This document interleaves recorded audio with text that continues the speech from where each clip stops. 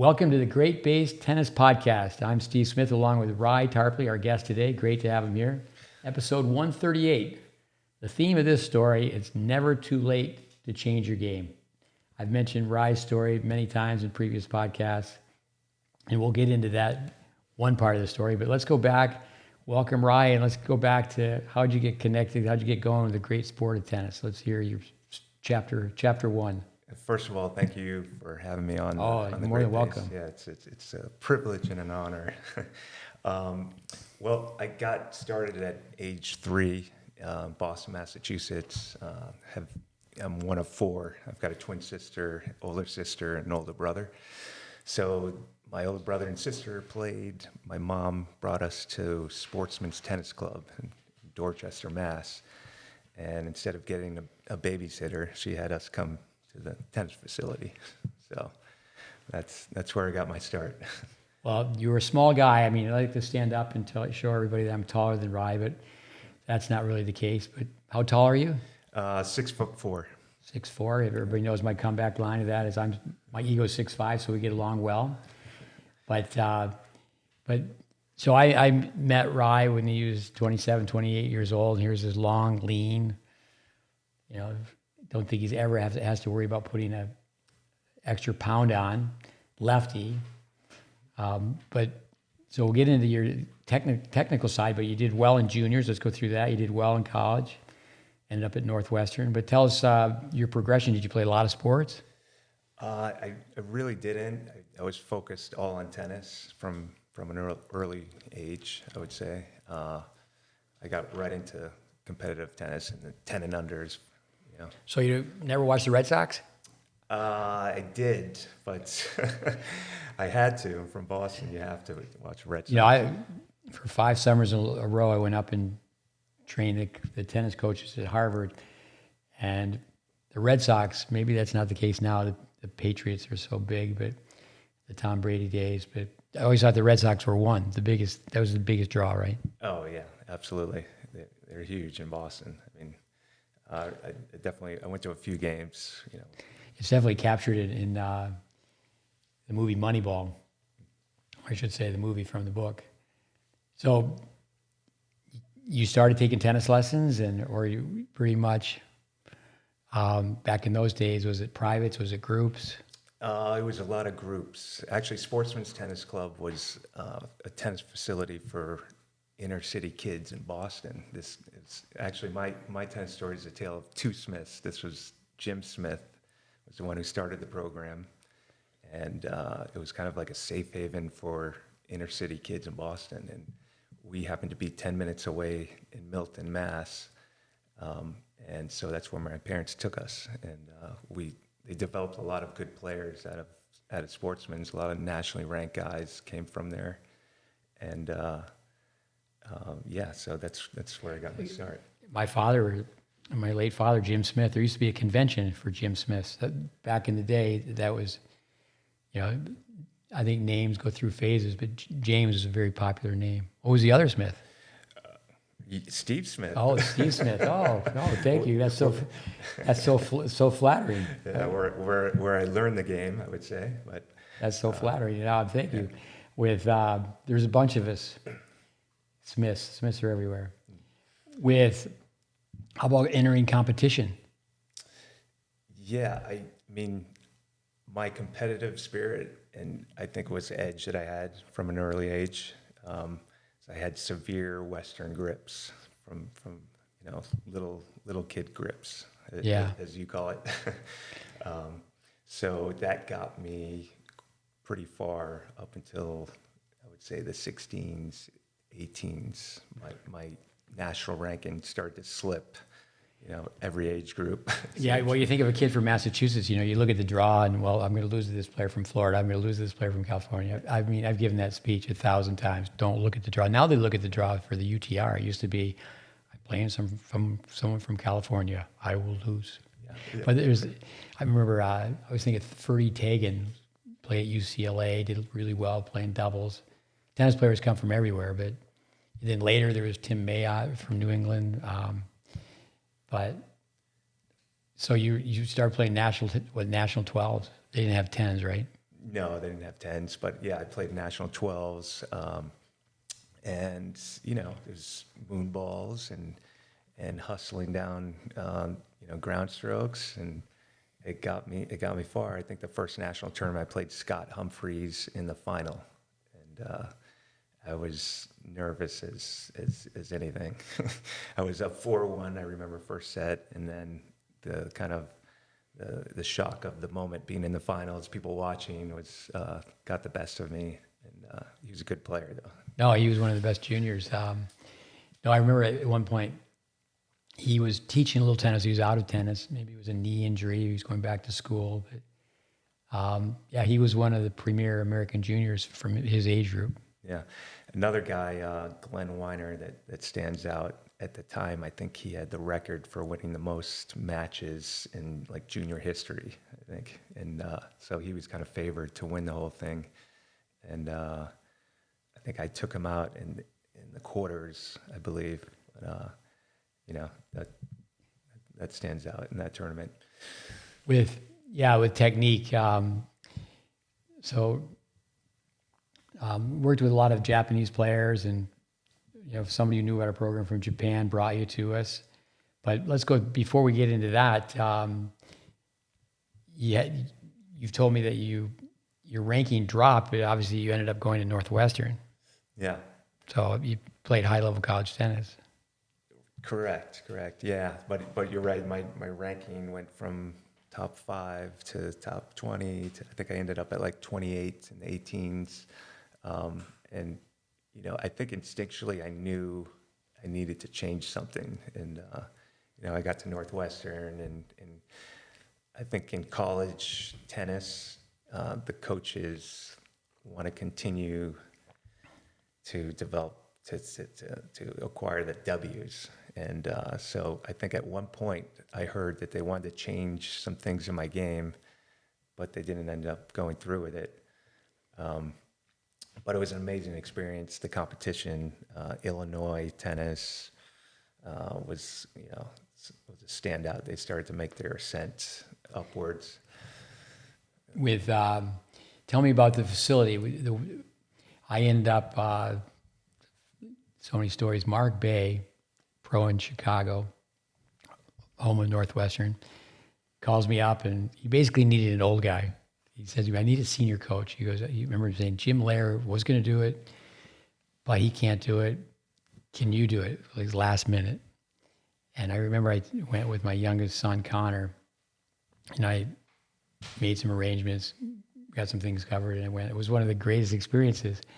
He had all these players come in from different sections, maybe like 3 sections, but he had parents, he had coaches, college coaches, and my role was, it wasn't really a round table. It wasn't like people were sitting at one table, they break into groups, but it was a classroom or an on-court discussing the serve, discussing the return of serve, the forehand, the backhand, just key shots. And there's maybe like 6 to 8 sessions. And I had the last 5 minutes. And it was kind of, well, you said this and you said this and boom, boom, boom, and boom, boom, boom. And here's some facts. But I remember that. But I remember that was the first time I went to the indoor courts at Northwestern, and it was like, wow. Wow, yeah. It was Claire Pollard, it still is very successful for years and years as a women's coach. And I was just over there helping some players with their serves or forehands, and that were Northwestern players. But at that point, the parents and coaches were watching, and the juniors were playing. But it was he did that for maybe 5 years. But it was a very interesting format. But that building, tell us a little about the building you played in and the building they play in now. Oh yeah. Well, we had a bubble with 3 indoor courts. So there's so many stories with the bubble though. But I don't think we lost a match. I don't remember losing a match in the bubble. As far as the team format, I lost some singles matches, but as a team, I don't think we lost. It was such a clear advantage, and they had me as a lefty. They had me on the last court there, so I could hit my can opener, serve into the into the side of the wall. Um, but as you know, it was a special facility. Yeah, and I think the year after I graduated is when they built the new facility that they currently have. And it's just amazing. I went back there for a reunion a few years ago. There's, 6 courts with dedicated scoreboards. They have an elevated seating area there. It's unreal. I think the courts are the same color. You guys are purple, right? Yeah. Actually, the guy who can hit the gal who can hit the can opener. Vic Brady used to always talk about Arthur Ashe. I remember mentioning Raul Ramirez and putting some other names in, Kramer. Club players need to realize that, or junior players, that they're really top players in the world that can't play on an in court. A court's 120 by 60, and it's just not wide enough. Sure. You can just serve the person into the fence. Right. Especially if the players are within the rules, like Agassi used to, that go way to the outside of the court, say serve out by the single sideline. Also, too, I've told players over the years, well, you can tell how well you're serving, but because say it's old teaching balls and your serve's bouncing 3-4 feet up the fence on one bounce. And I remember one time a junior going, I serve just as big as these pros. He goes, their serves only landed about 3 feet up by the back fence. I go, yeah, but when you play, the back fence is 21 feet away. These guys are playing, it's like 60 feet away. Usually it's double on a stadium court. Yeah, it is. I played at Crandon Park a few times, and it takes some adjusting to get used to that, all the space behind you. When you were recruited, what got you to leave the Northeast? Or did you go to a school academically like Northwestern? You obviously can go to other schools. Yeah, I think in my mind, I just wanted to get it out of the New England area. You play so many tournaments in the New England states growing up in junior tennis. And so I just felt like I wanted to be experience a different city and a different part of the U.S. So that was a big motivating factor. And then, of course, like my dad has always instilled academics in with us. We all went to private schools growing up, and so Northwestern obviously was one of those schools that stuck out.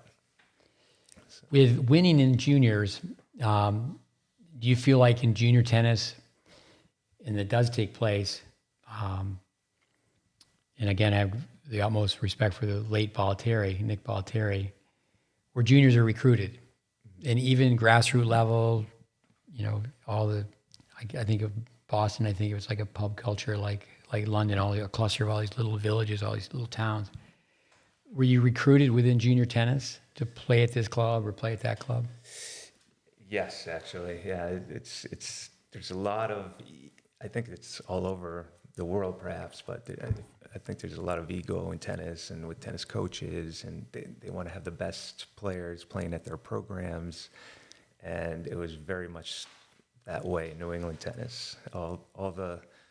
Everyone in junior tennis knew where the better players were playing and which clubs, and so I was playing at one club, and I remember one story where someone called me to play with Jill Krabis, who's a standout player at that time. I think she was playing at Florida, and was one of the top ranked players, very good hitter, and not thinking very much of it, I agreed to hit with her. We played a couple sets, had a great practice session. The next day, I got all these phone calls. The people from the other club thought I was moving over to play at their program, and that I left the other program. And just in general, I think like the better players are kind of like a magnet, as you mentioned before, and they bring business to their programs. So. Yeah, I mean, I think of my father, Jim Smith, is the way junior tennis players are recruited,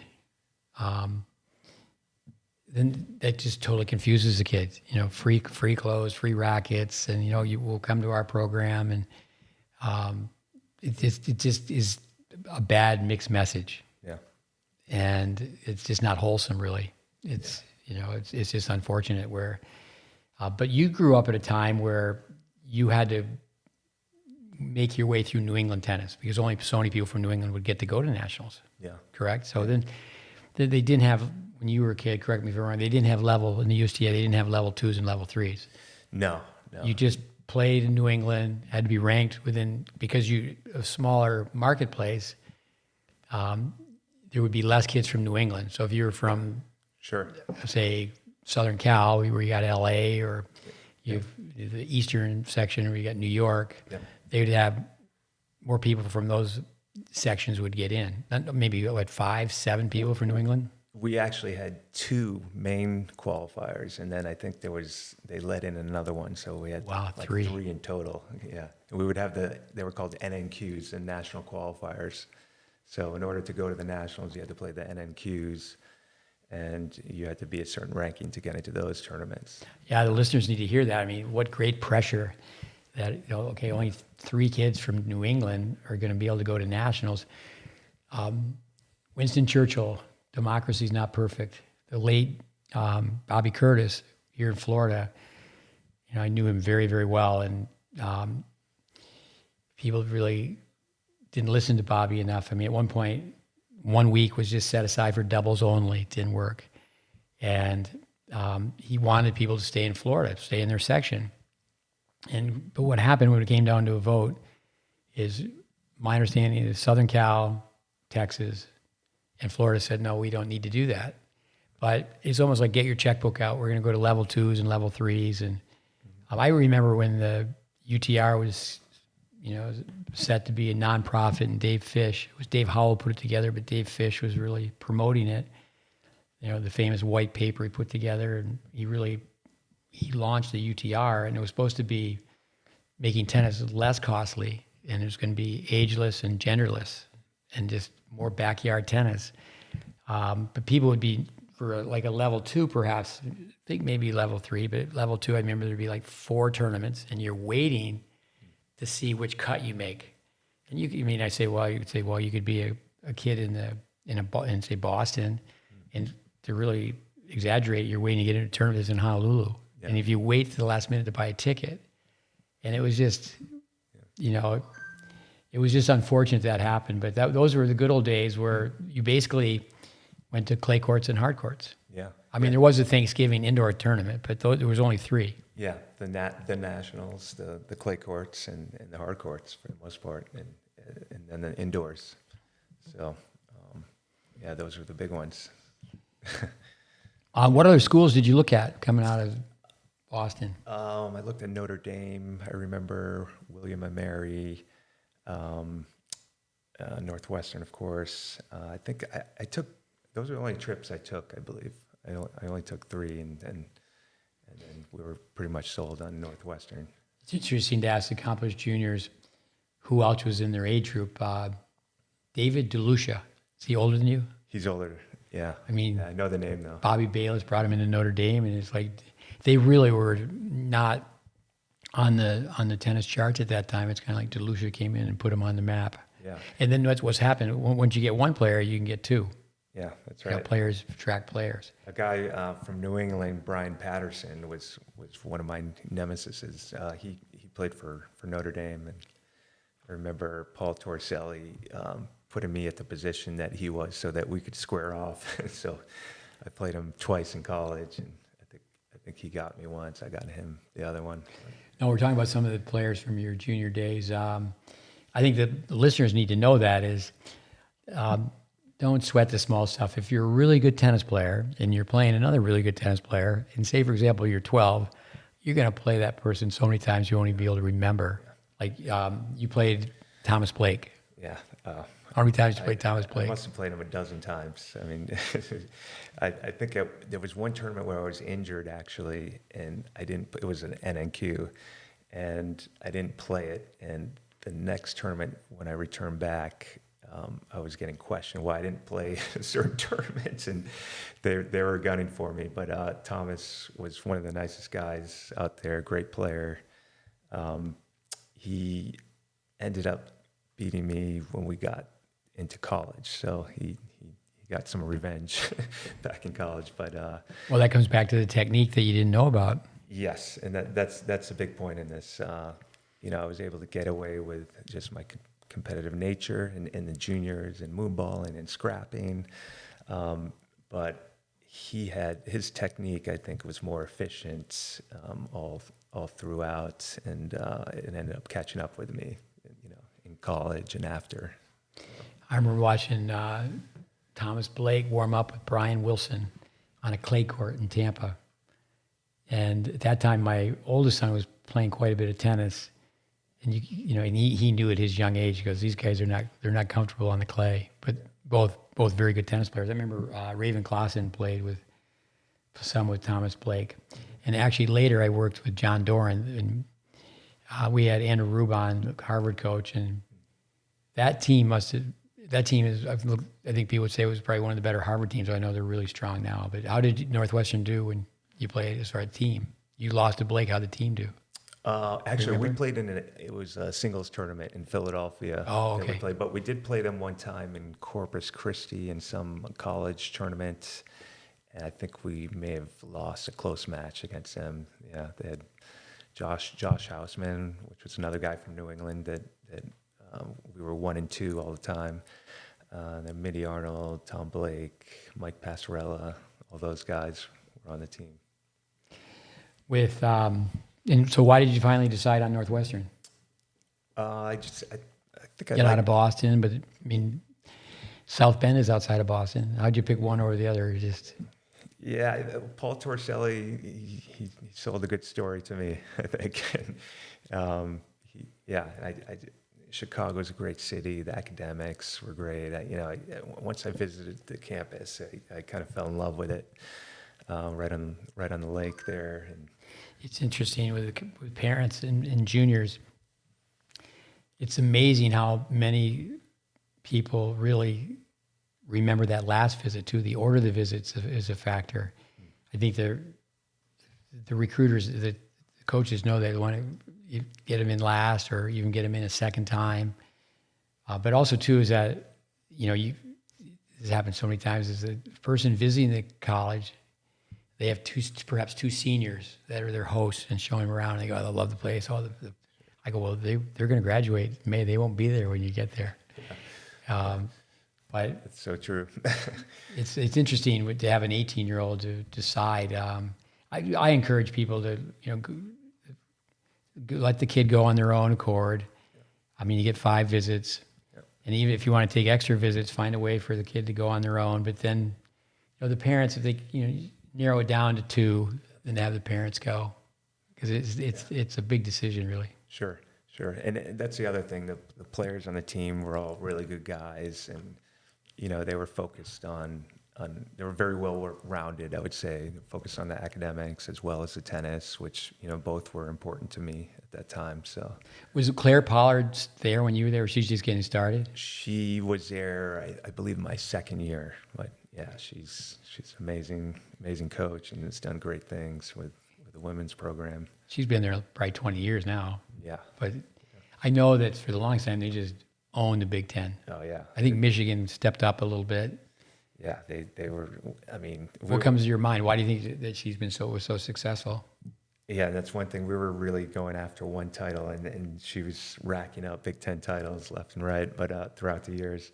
I just feel like she's just a diligent coach. She's just very organized. She made the players work hard, and she sought out you in the past years too. I mean, she's always looking for kind of an edge, in coaching. And I think part of being a good coach is being open-minded too. You see a lot of ego in tennis and kind of know-it-alls, and she's willing to learn. And I think that's a big factor. I think also too is that to really know a player on court, off court. I remember her saying one time that this player's going to come in, they're going to nail it, they're going to become an accountant, and they're not going to play doubles for me, but they're going to be right there at 6. And that's something the parents need to realize, is that junior coaches, it should be where they're teaching everybody to be number one.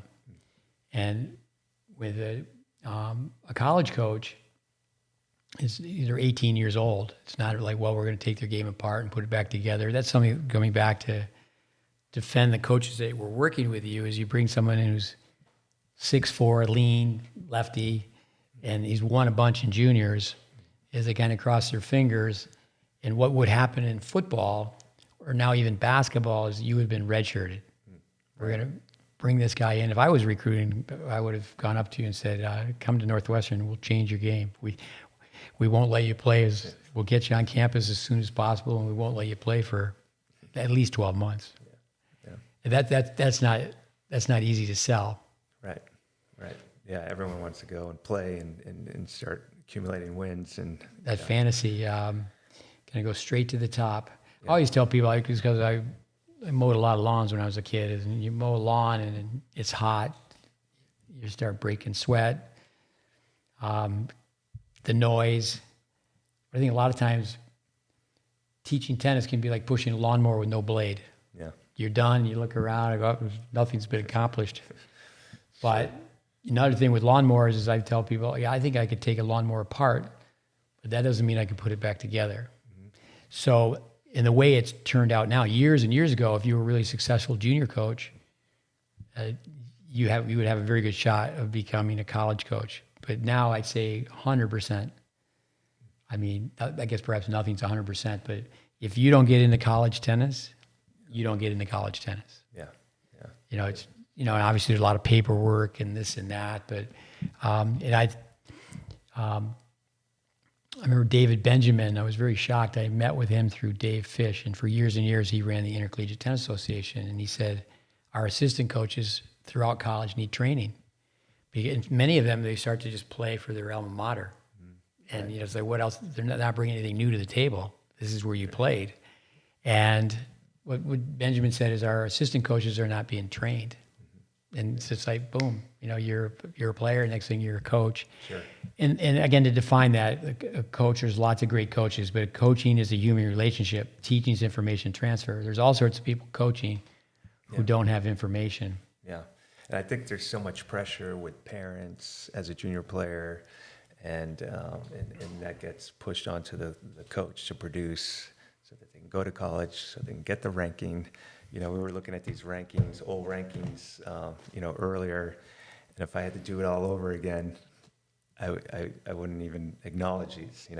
It's not a matter at all. I would focus on the development. Yeah, I think the late Bollettieri, he had a very clear crystal ball. Nobody has a perfect crystal ball where you can see the future, but I don't think anybody met more tennis families that had a child who wanted to become a great player.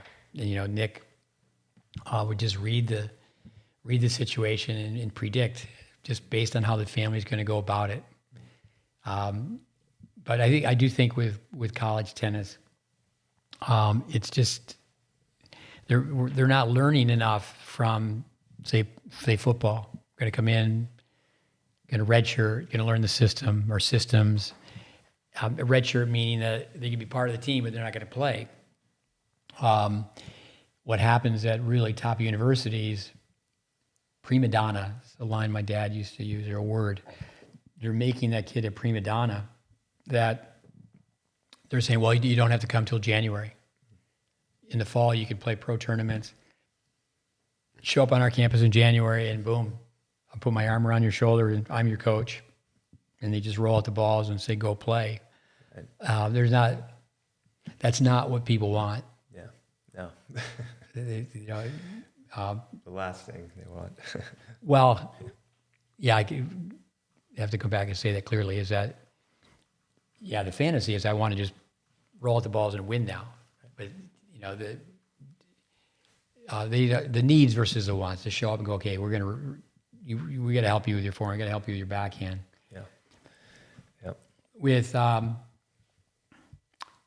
Big Ten championships. So tell us a little bit about Illinois.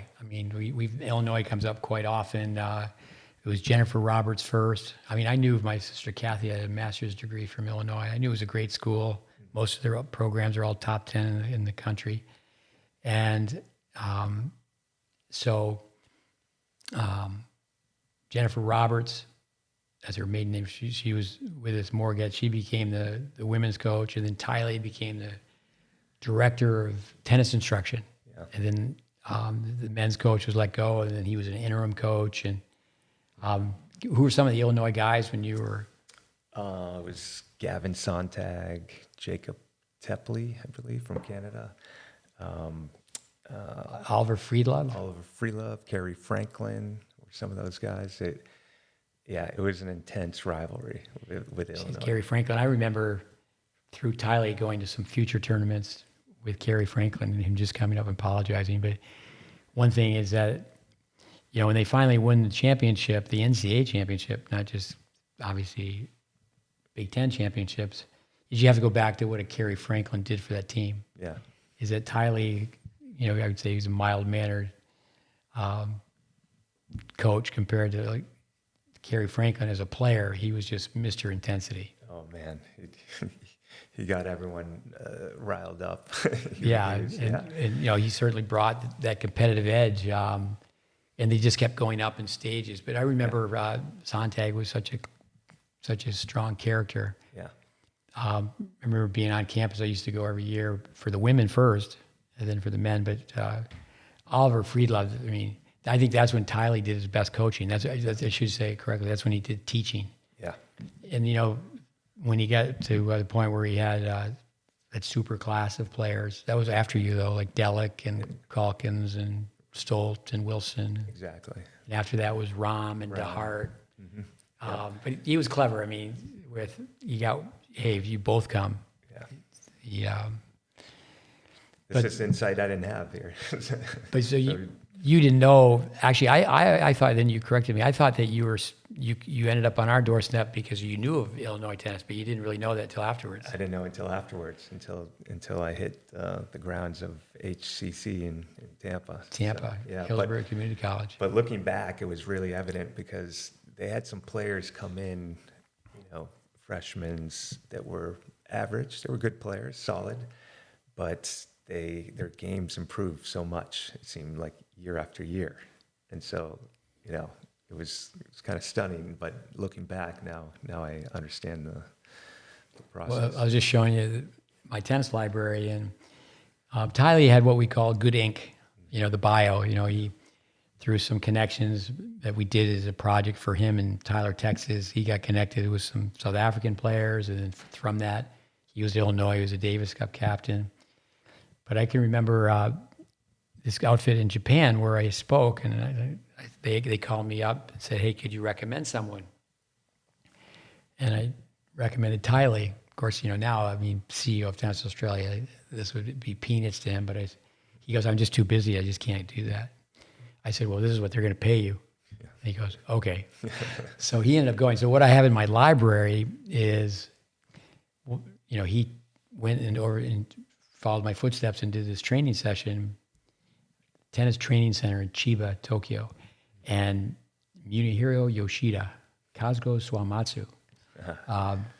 She was a Wimbledon champion and a semifinalist in Wimbledon. She was the wife, and it's an amazing, amazing place. They have a whole department for wheelchair tennis.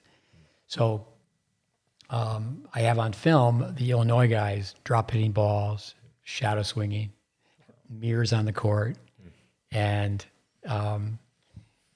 so that's what they did. And they obviously had to do a lot more of that when he first got there. Sure. When did they put that work in? Is what I want to know. Is that during summers? Well, no, you're trained. Tylee was with us for 7 years, so a pyograph, you got to work on fundamentals every day. Before we started this podcast, we were talking about John Wooden. And in my library, I have a tape that would just put people to sleep, and it's John Wooden teaching people how to put their socks on so they're not going to get blisters. And this is how we're going to tie our shoes.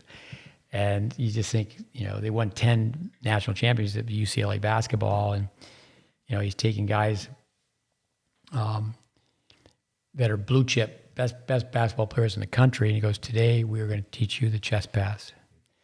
So, when you have that type of training, it's just constant. Everything is built around that, and it just becomes a language. Sure. What we've put together in our course, Tennis Intelligence Applied, we have over 100 coaches on that are just mentioned on that one course, but the 8 pillars, it's a language. Like Tylee with Bill Jacobson, he's a clever boy. At one time, I had two CT 120s, and he could chart two matches, with two laptops going at once. So they had, they had stats, and I remember when Bruce Burke, who's at Texas now, and he won a national championship with Tiley, and recently he won one in Texas, and I think of Graydon Oliver or Ry Tarpley, one of Tiley's first All-Americans, one of his last All-Americans, or people I worked with before they went there. And, I remember, DeHart was someone who wasn't going to be leaving school. Tiley, by the end, it was like he was a coach of an NBA team who's going to turn pro. Can we get Delic to stay one more year? And Ram was, one and done. He was there 16 weeks. He was there one semester. I heard him say on a podcast, if he knew he was going to be playing tennis when he was 40, he probably would have stayed at Illinois a little bit longer. No, I think that it's just done constantly. That it just becomes a language. Mm-hmm. But with, I remember telling Ry DeHart, I said, you need to read Tennis for the Future. Yeah. I said, the whole program, this is the backbone of the program. Yeah. But that was something too that we all knew that, Tiley's recruiting, so he's keeping the cards close. And, I can remember he didn't get married for a long, long time. And I remember one coach saying, well, it's because he's not married, doesn't have kids, and he can work around the clock. Well, he was working around the clock. So he's out working people, but he was also out thinking people.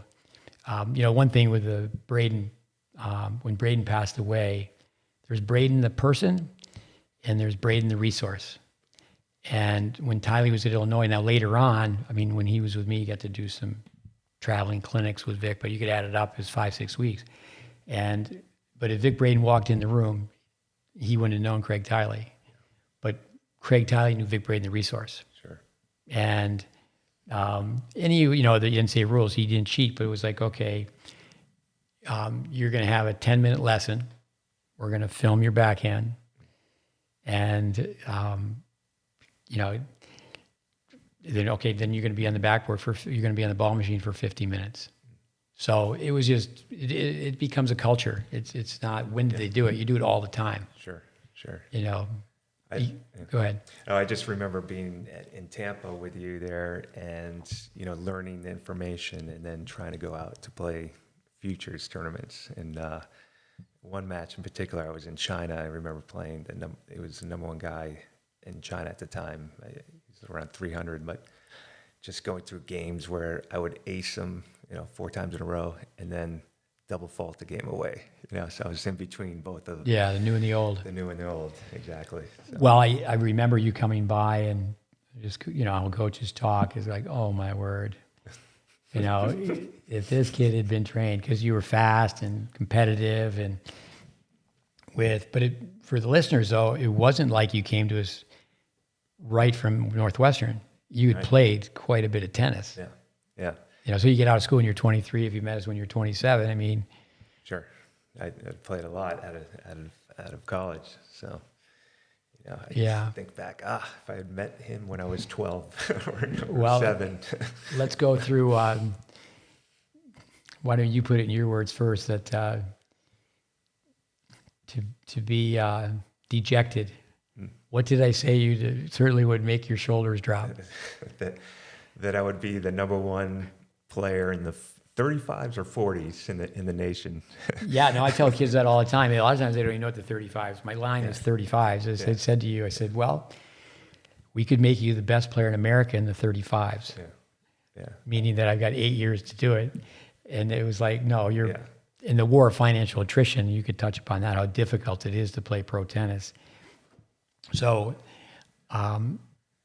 with that, for our listeners, remember you called me up that you were busy with this, that, and the other thing in your professional life now, but you weren't playing tournaments at 35, but you kept tinkering and kept tweaking and adjusting your game. But you called me up and told me you were number one in the country in the 40s. Yeah. So I think that's a story that just needs to be told, because I think so many people think it's too late, but it's never too late. Yeah. No.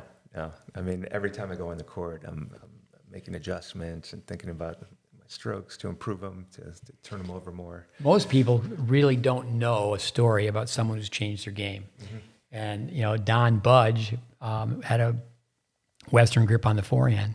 He changed to an Eastern. To go back even further, Bill Tilden his father was the mayor of Philadelphia, and they were, people didn't have coaches back then that would toss you balls, but they were affluent, and you couldn't hit a topspin backhand. People make changes in their game. I like to jump around. Wielander, I think it was 82. He won the French. We'll get a fact checker on that. In 88, he won 3 of the 4 Grand Slams. He never won Wimbledon, but he won the Australian on grass. Yeah. He totally added to his game, where he could go forward and play a one-handed backhand approach shot. So there are changes that people make. But typically, I can go on. Johan Creek, I guess he was playing Australia, and he just said, the heck with this, and he just turned his grip over towards Eastern. Yeah.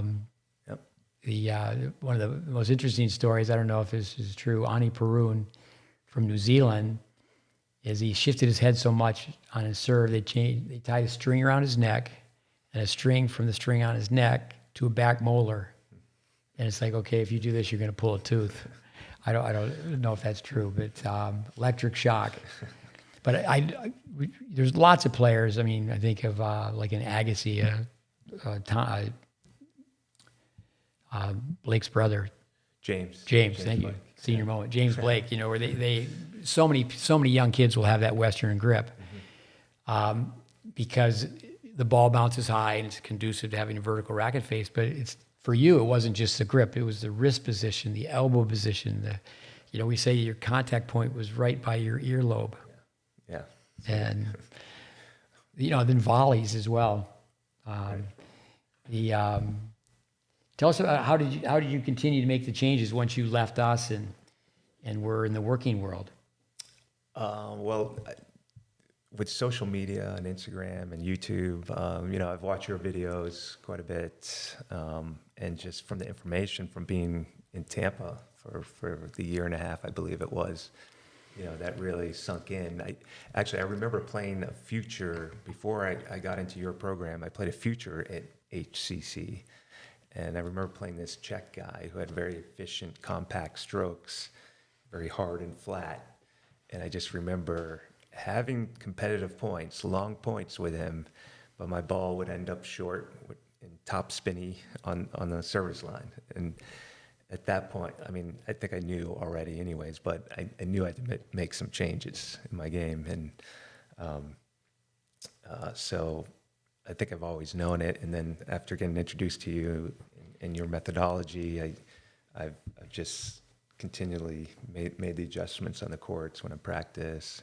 Yeah, no, again, it's flattering, your methodology, but it's certainly not my methodology. So much homework, and it's just, again, Dave Anderson, great theme, been on the podcast a couple of times. Back to the future. That's what we need to do. We need to go back to the future and teach basics. With Western grip, degree for degree, inch for inch, as the angle of the racket face is down, you've got a match set swinging up.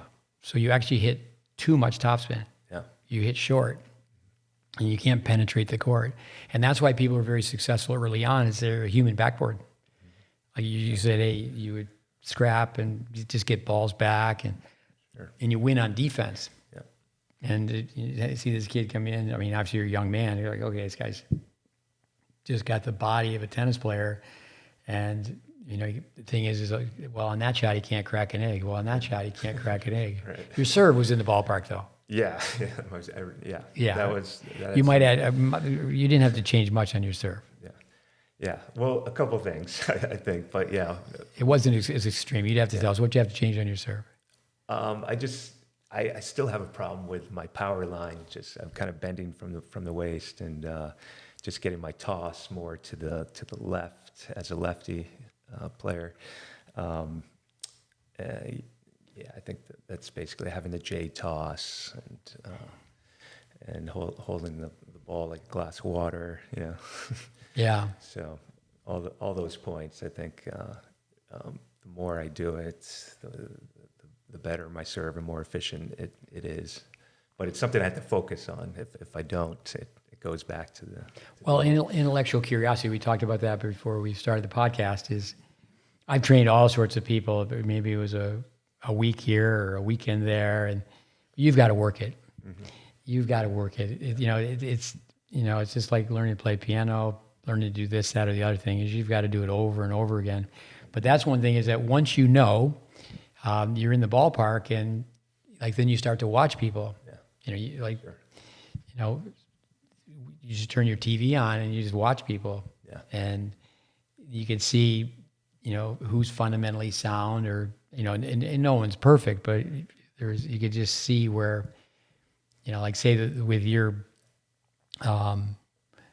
with the grip and the problems you had that right away. Okay, well, it's not just the grip. Okay, now let's talk about the contact point. Yeah. And like, why do you keep drifting behind the baseline? Yeah.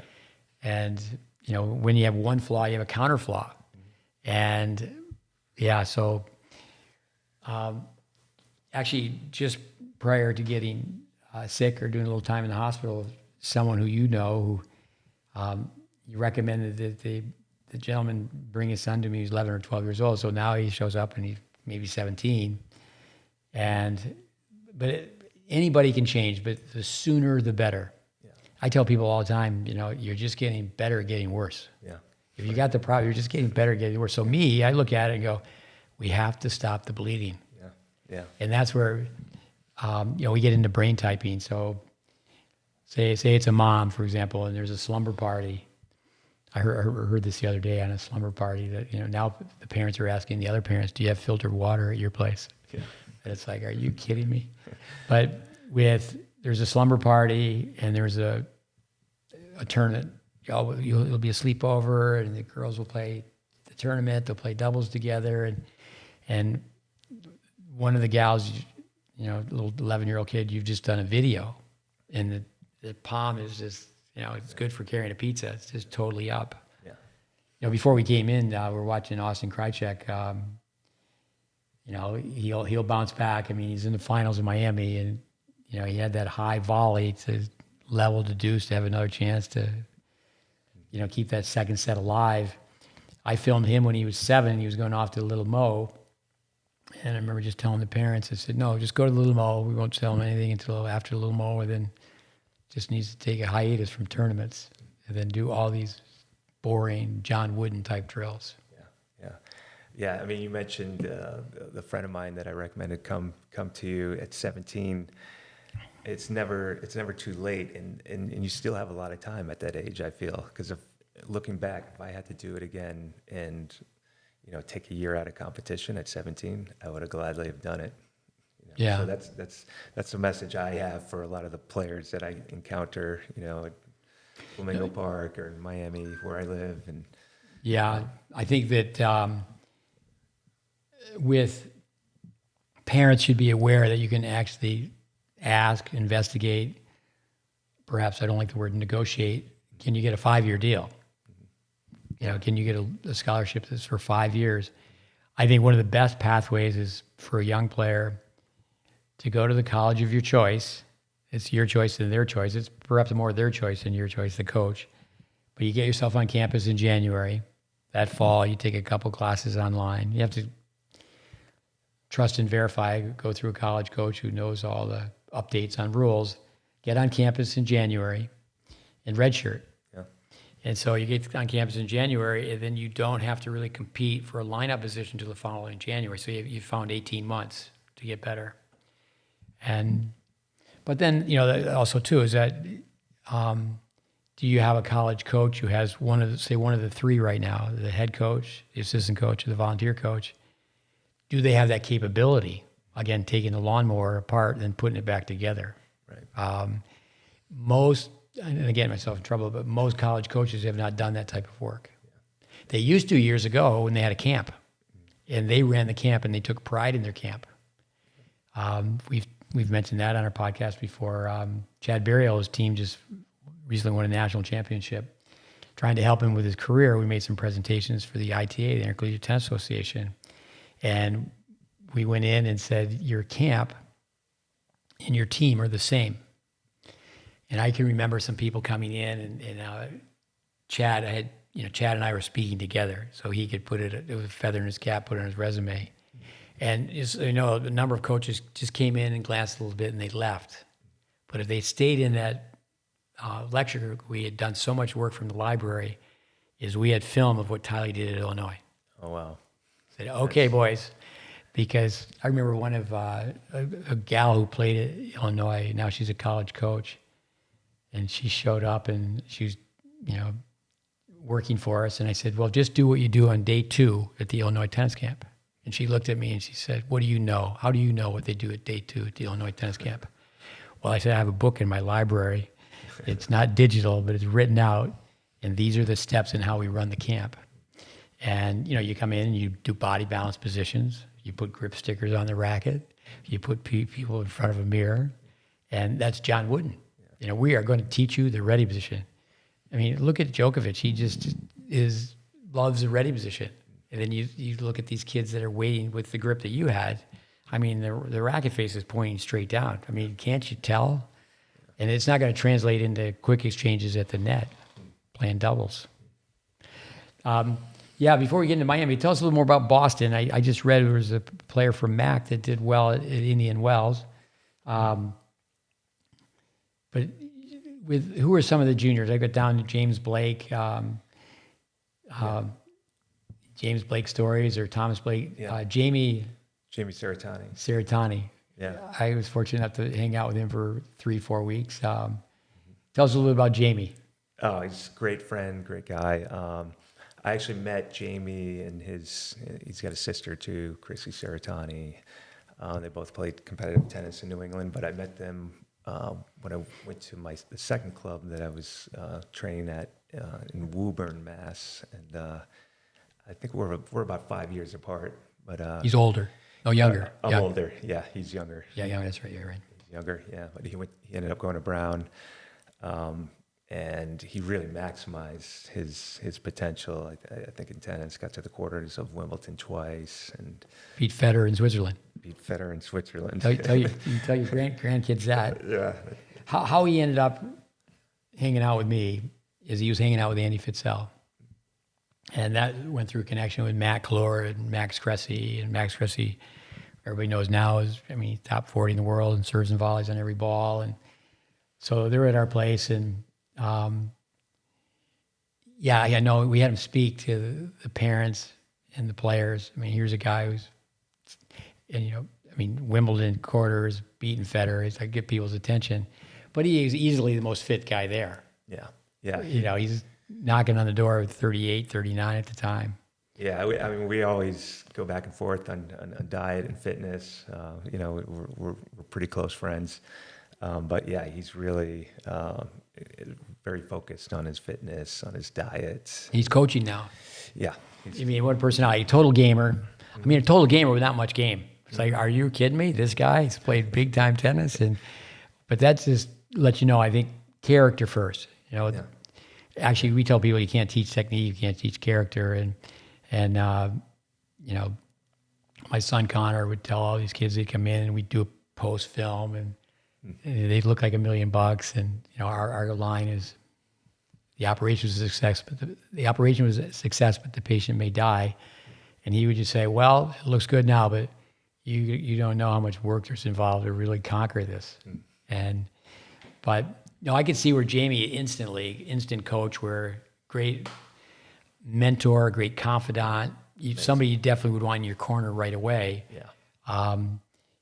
But with his business savvy or his experience is that, if he's doing X, Y, and Z in tennis, is that he needs to get some foot soldiers who can teach the little kids.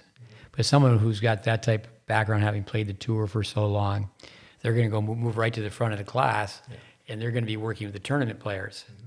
But the future is like, okay, who's working with these young kids? What are they doing?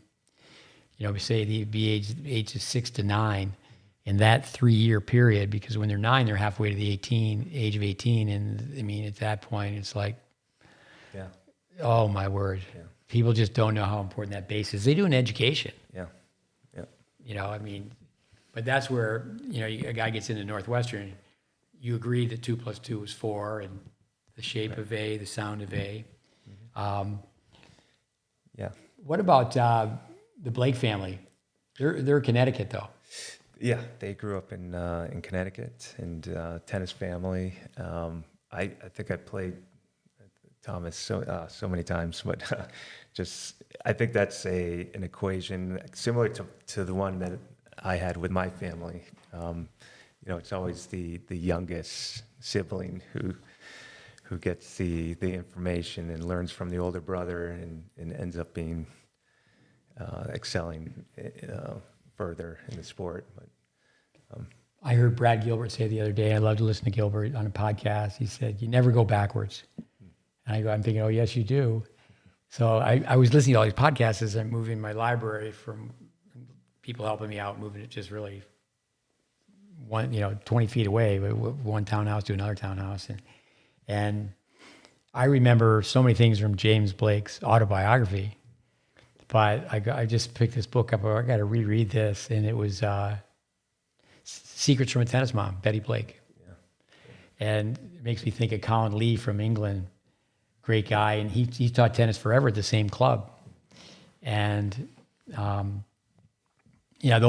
are the backstories, So it's like, let's go back to that where, how do you have two kids end up going to Harvard? How do you have two kids that end up being, classy guys, and both were really, really good tennis players. I mean, obviously it's James who hit the home run. Right. Exactly. But yeah, Betty, I remember Betty at the tournaments, and she did a great job with both her sons, and you could see that she was in athletics and had the competitive drive and spirit that she instilled into her kids. So. How about Tim Mayotte? Springfield, right? Springfield, Mass. Yeah. I mean, I looked up to Tim Mayotte. He was a hometown hero. How many years older? To be honest, I don't know. I don't know how old he is right now, but he was quite a bit older. I remember Bill Drake was his coach, and my dad sent me to get a few lessons from him during that time. So, Tim Mayotte, Dick Gould made a film of Tim Mayotte, and he was Gentleman Tim. Mm-hmm. He became a real class act on the tour, but when he was a freshman at Stanford, the story is Dick Gould filmed him, dropping his shoulders, dropping the racket, kicking the racket, just low negative. And then he filmed, and I remember Jim Lair showing film of Mayotte doing this when he was waving the American flag and just won some key match playing Davis Cup, and he wasn't a natural at it. And Lair was talking about how he's so introverted, but he still learned to do it. He learned to pump himself up, pump up the audience.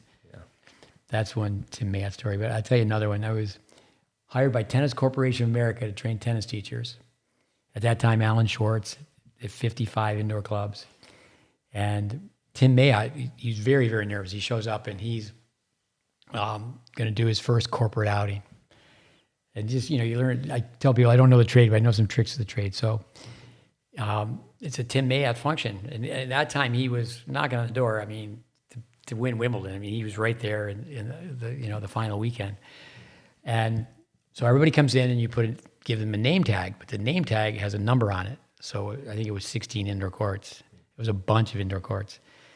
They had already knocked a couple out for aerobics and weightlifting, but it was a bunch of indoor courts. So everybody's on the bleachers. And I said, well, Tim, how do you want to do this? He goes, well, you're like, I don't really know. And I said, I tell you what. We'll do it where you hit volleys with everybody here. You're a great volleyer, and everybody will get their photo, and it'll be a ton of fun. But just let me run this. Not only did I have my whistle, but I had those blowhorns, where boom, and whatever number of courts it was, say 14. So everybody's on the bleachers. They had a number 1 through 14, and when we leave the bleachers, you're going to go to whatever court number. If you're on 7, then you hear the air horn. You go to 8, and you go to 9, and you go all the way around, and Tim was on the first court. And, we had, 7 minutes per station. And everybody was trained what to do with their 7 minutes. And when they came to the court Tim was on, I remember just had to hit a few volleys with everybody, and everybody got their photo taken with him. And it was just organized. And that is... certainly group dynamics is something I have up my sleeve as well. But with that, I remember afterwards, he was around signing autographs, And he remember he's going to speak a little bit, and I said, I remember he said, "Here's one of my go-to guys. You're gonna speak. He's gonna take you to the airport." And I said, "I got to go. I'm taking my kids to a skating class." But that's a Tim Mayotte story. With what about Bill Drake? What do you know about Bill Drake? His son Chris, he's the same age as you? He's younger than me, but he went to Brown, I believe, and yeah. Brown, then he coached at Dartmouth. Now he's coaching at Yale, I think. Oh, he's at Yale now. Okay. Yeah. Okay. Yeah. But Bill Drake was famous from Boston, right? Yeah, he was a coach of Tim Mayotte, and yeah, as I said, my dad brought me to take a few lessons with him. Wasn't cheap at the time, you know. He was the coach of Tim Mayotte, so everyone's going to him. He was at a fancy club in Brookline. I think it was called the Tennis Club, the Tennis Club. You needed a cone. You needed we actually, what we would do with a player like yourself, I can remember working with a player. A penny is smaller, a dime is smaller than a penny. And you can put on bevel 3, you can put a dime. And, you know, you want to do it where it's heads up. Sure. And you tape the kid's hand to the racket. And they hit so many balls that right on their skin, you can see, okay, it was heads. And that they just hit so many balls, and that's all you're doing. You're taping the racket, and there's no competitive play, and it's quite difficult. And you know, you're not gonna you need to sign up and say, okay, we're gonna take, and that's where a private lesson is run by a cash register. Yeah. I mean, you know, no one's gonna leave the house for a 5-minute lesson. Okay, we're gonna drive 20 minutes. We got a 5-minute lesson, but you're really much better off to take 12 5-minute private lessons than to take the one private lesson. Yeah, yeah. And looking back, like I think I took a few lessons with him. You know, what can you get done in like the 3 hours that we spent together? You know, I did so much more work. No, and then okay, hey kid, we're going to film you, and then we're going to make a 45 to 90-minute tape, and you got to watch it 3 times and send me notes. I mean, that's what needs to happen. And that comes back to KISS method. You know, it's not, the listeners keep it simple, stupid, hear it over and over again, is that Braden, don't underestimate the capacity of the learner. Mm-hmm. And I mean, if you can just get a photo of a kid where they're hitting a ball and it's right up here, and then you can show where the pros are hitting the ball differently. With, let me ask about other sports at Northwestern. I have that down. Were you around the other athletes? And actually, coming back to just our listeners, you go back and listen to Bud Schultz. He had some great things to say about a Boston boy, like a New England boy. He was Connecticut, right? But had a lot of nice things to say about working with Bill Drake. But when you were at Northwestern, I mean, that's a small school. That's kind of like Rice was years ago in the Southwest Conference. I mean, when you guys do well in football, that's like a shocker. Oh, it's huge, yeah. And I was there during the years where Northwestern, you know, won the Big Ten, went to the Rose Bowl. Wow. Darnell Autry, Dwayne Bates, all those guys, and yeah, we would actually they had to shuttle us to the bubble from the main campus, and you know, we were riding with all those guys, football players, all the athletes, and. Tell us a little bit about the size of the enrollment. Northwestern's so small compared to like Michigan. Yeah, we're out of the Big Ten, we were the smallest. I think it was 7,000 undergrad and 2,000 at Kellogg, so about 9,000 on campus. Small school, north-south campus, right on the lake, but a very intimate school, and which I preferred. I didn't want to go to a school with 80,000 students. Yeah, I think it's best for young people, undergrad, to go to a smaller school. Grad school, doesn't matter. Yeah. So. But I can remember those years where Northwestern, it was like, that was national news. Yeah, it was huge. That was David and Goliath. Yeah, it was, you know, Chicago Tribune, and it hit national news. It was amazing. One of my favorite Northwestern stories is, and I take a shot at Granado. I mean, it's a very strong hockey family where, you know, the brothers in the NHL and the sisters winning gold medals. You know, so it's a very strong hockey background, but it's also families tied to lacrosse. And the gal becomes, maybe she's still there. She's the coach at Northwestern, and she's, you know, with her husband, and they're driving, you know, to work, and And she sees these two girls running across campus. Amazing story. She sees these two girls running across campus, and she says, I'm going to find those girls, and I'm going to make them All-Americans and national champions in lacrosse. She could just tell they're jocks. Right. And the story's true. She found them. She got out of the car or whatever. She found them. It's a small campus. Maybe she just, okay, they'll be running by again. And that's one thing with lacrosse.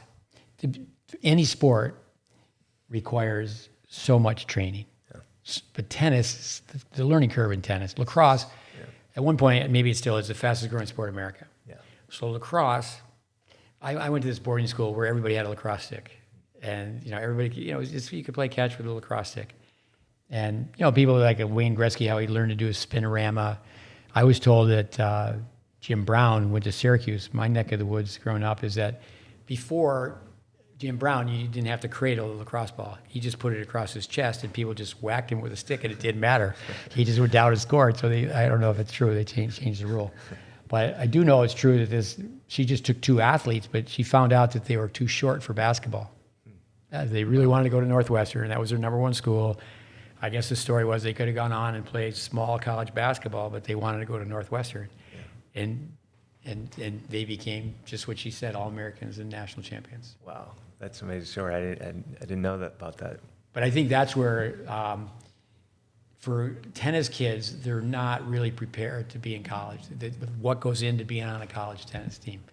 To be, I know my son, I mentioned he played at this Jesuit school, and it was very unfortunate that they had this huge athletic program and these athletic facilities, but they didn't have tennis courts. Mm-hmm. So they played at a park like 5 miles away. Wow. And so they weren't around the athletes. Yeah, sure. But that's how it was before we had the bubble. So the bubble that we had was actually a huge improvement because, before my class, they had to drive to a local tennis club in Wilmette, I believe. Yeah, it's just not the same. No. But what type of fitness did you have? Years ago, a lot of times the tennis players didn't get specialized fitness. It was more like, okay, you get it. Somebody who's just coming up in the football program. Right. What was it like for you guys? We mainly did stuff within the tennis team. It was run by our coaches and our assistant coach, I believe, for the most part. But it was fairly consistent, I would say. Obviously, during the fall season, we would do a majority of the fitness, and then it would taper off as we got into the season, spring season, and our busy time. But it was. I would say a lot of it was left up to us though, as well. We did have a certain regimen in the fall, but then it was up to us to kind of maintain that. Which, the years go by. I saw Arvid Swan this summer at the national tournament.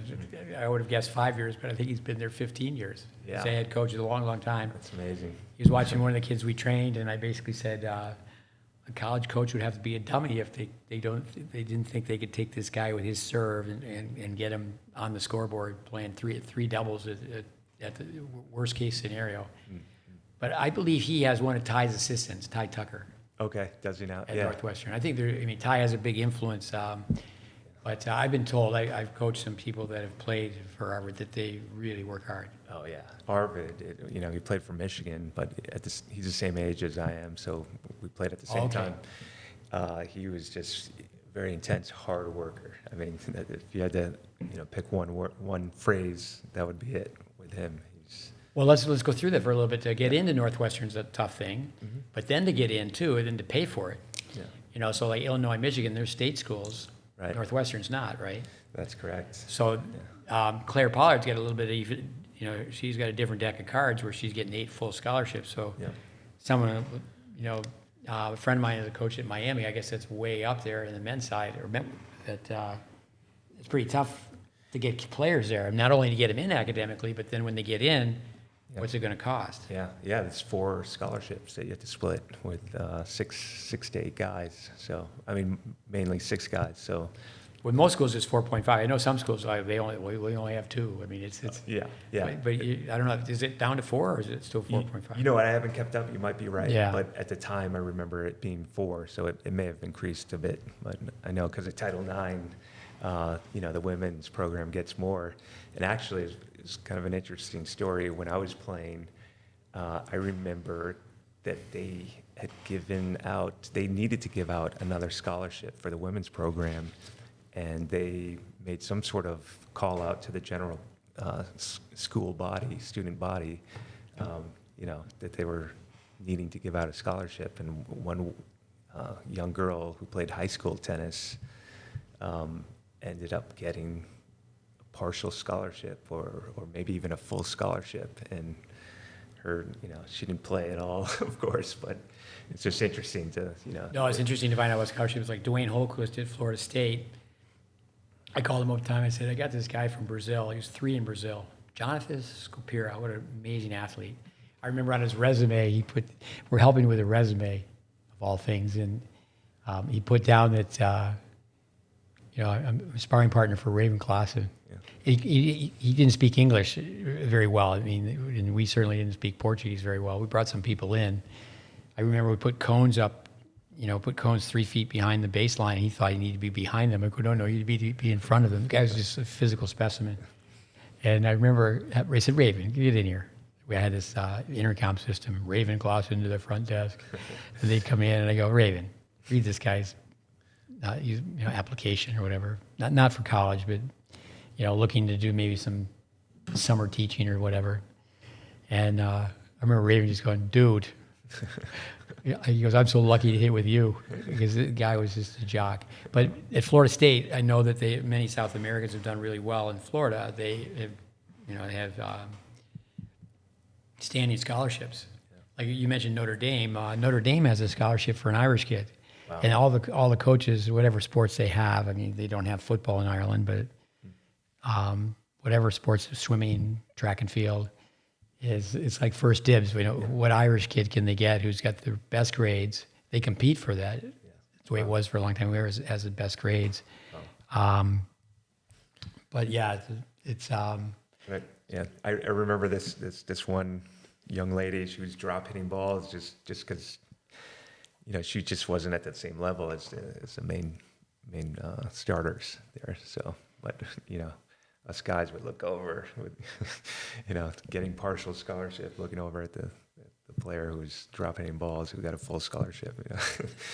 Yeah, actually, George Bush #2 was going to table Title IX. Obviously, it was so unfair for so long for women. But I remember Donahue, Phil Donahue had a talk show, and his point was the art department doesn't have to be 50-50. And no, again, it was unfair for so long for women, but sure. The non-revenue sports the non-revenue male sports have been really beat up because, hey, we've got 95 guys on the football team, and, like what's happened to wrestling, and there's so many schools that, and I think it's unfortunate that just 1 or 2 people can decide at a public university that, hey, we're dropping tennis. Yeah.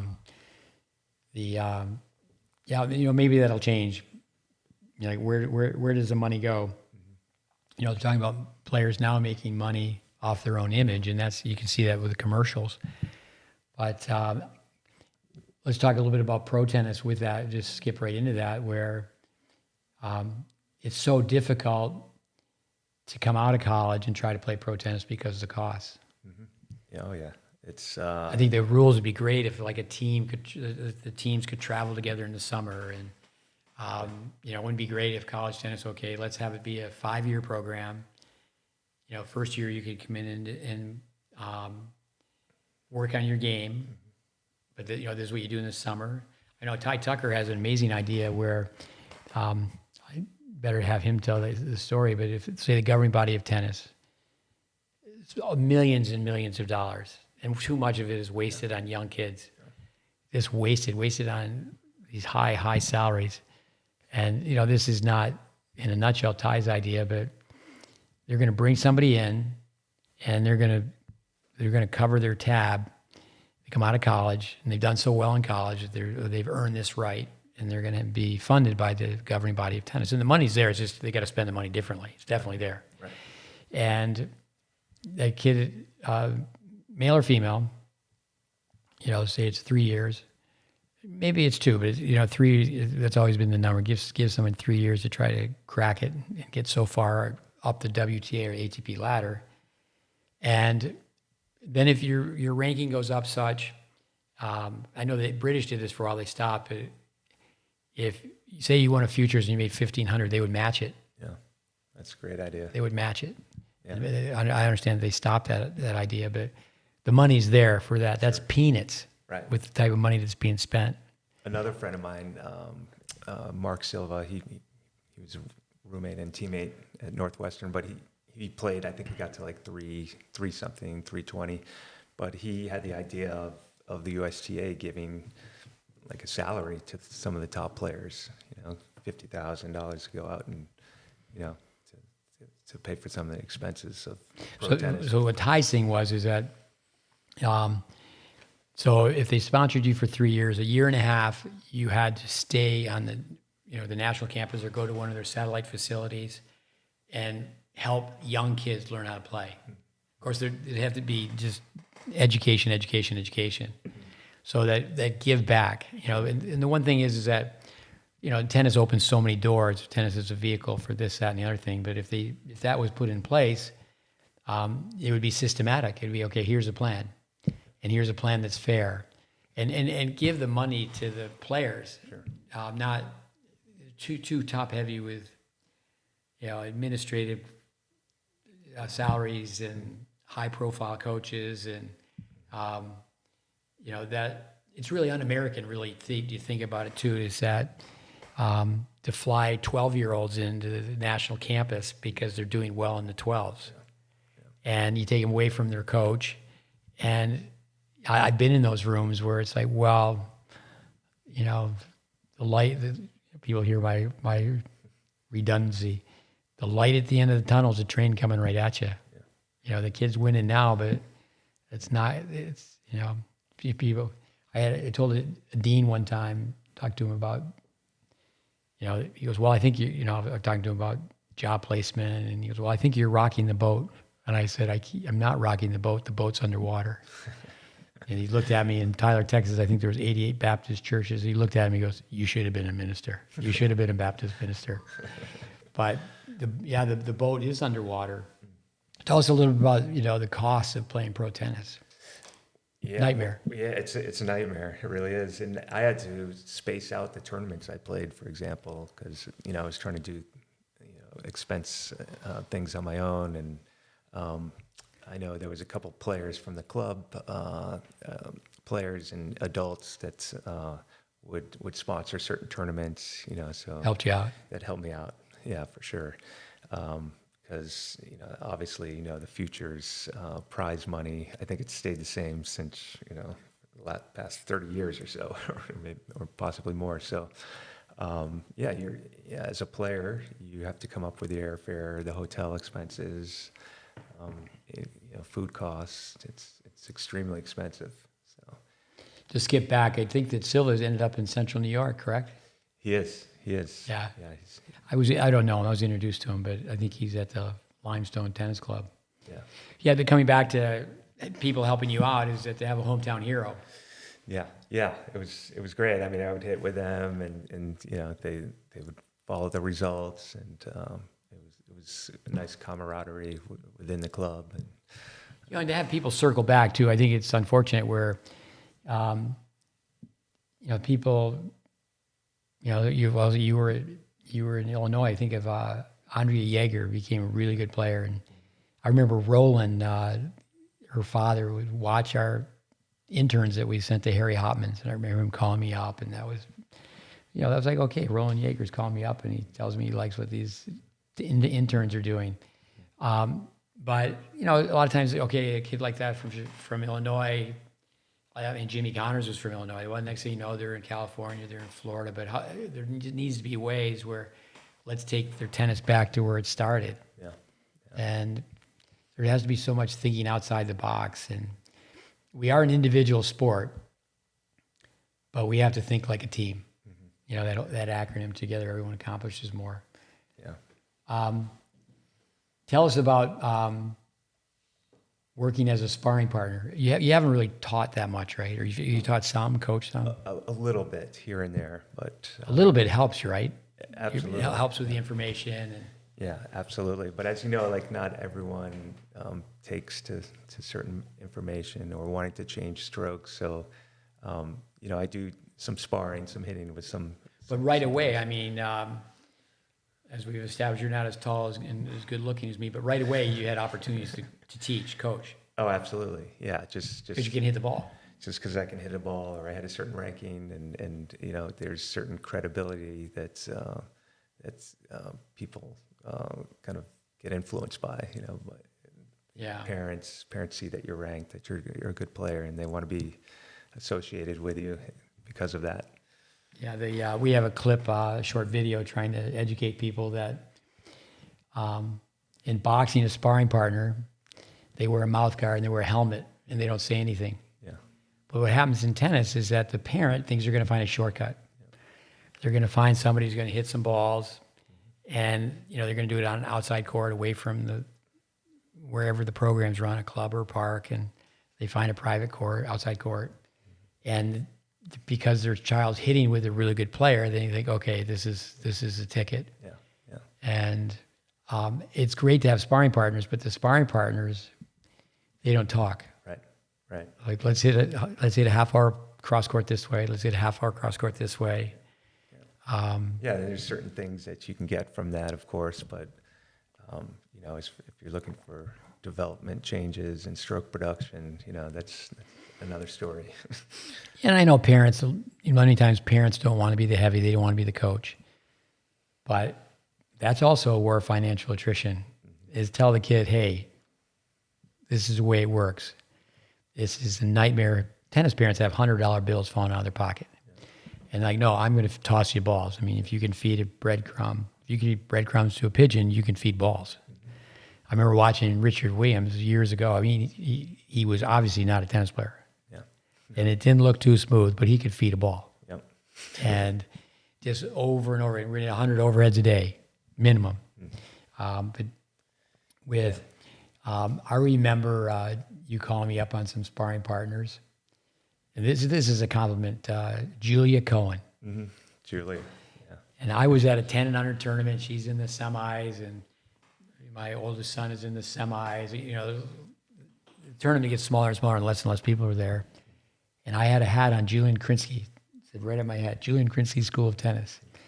And great guy. He was on with his wife, Tina, and ran this very, very successful camp. Not just tennis. It covered all facets. And the guy said, where'd you get your hat? I said, I know Julian. He gave it to me. How do you know Julian? I said, well, he hires me to train his tennis coaches. And they said, what do you think about my daughter? We're just sitting there. I mean, it's like, okay, we've got nowhere to go. Yeah. I go, she's amazing. She's so fast. She's so competitive. She's athletic. She is a fighter. Unbelievable. Yeah. And I remember him, it comes back to your grip. And it's not just, it was her grip on the serve, really. And I said, well, listen to your daughter. Listen to the sound of the contact on her forehand. And now just listen to the sound of the contact on her serve. So that had happened. And then I knew other people in Philadelphia where you were the third time around. So you called me up and said, and you weren't the last. Said, have you ever heard of Julia Cohen? And I go, yeah, I've heard of Julia Cohen.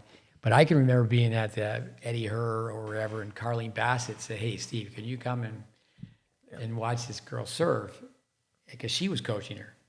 And I think that was pretty short-lived, but there's a gal who, like Julia Cohen, they're wired the same unbelievable intensity.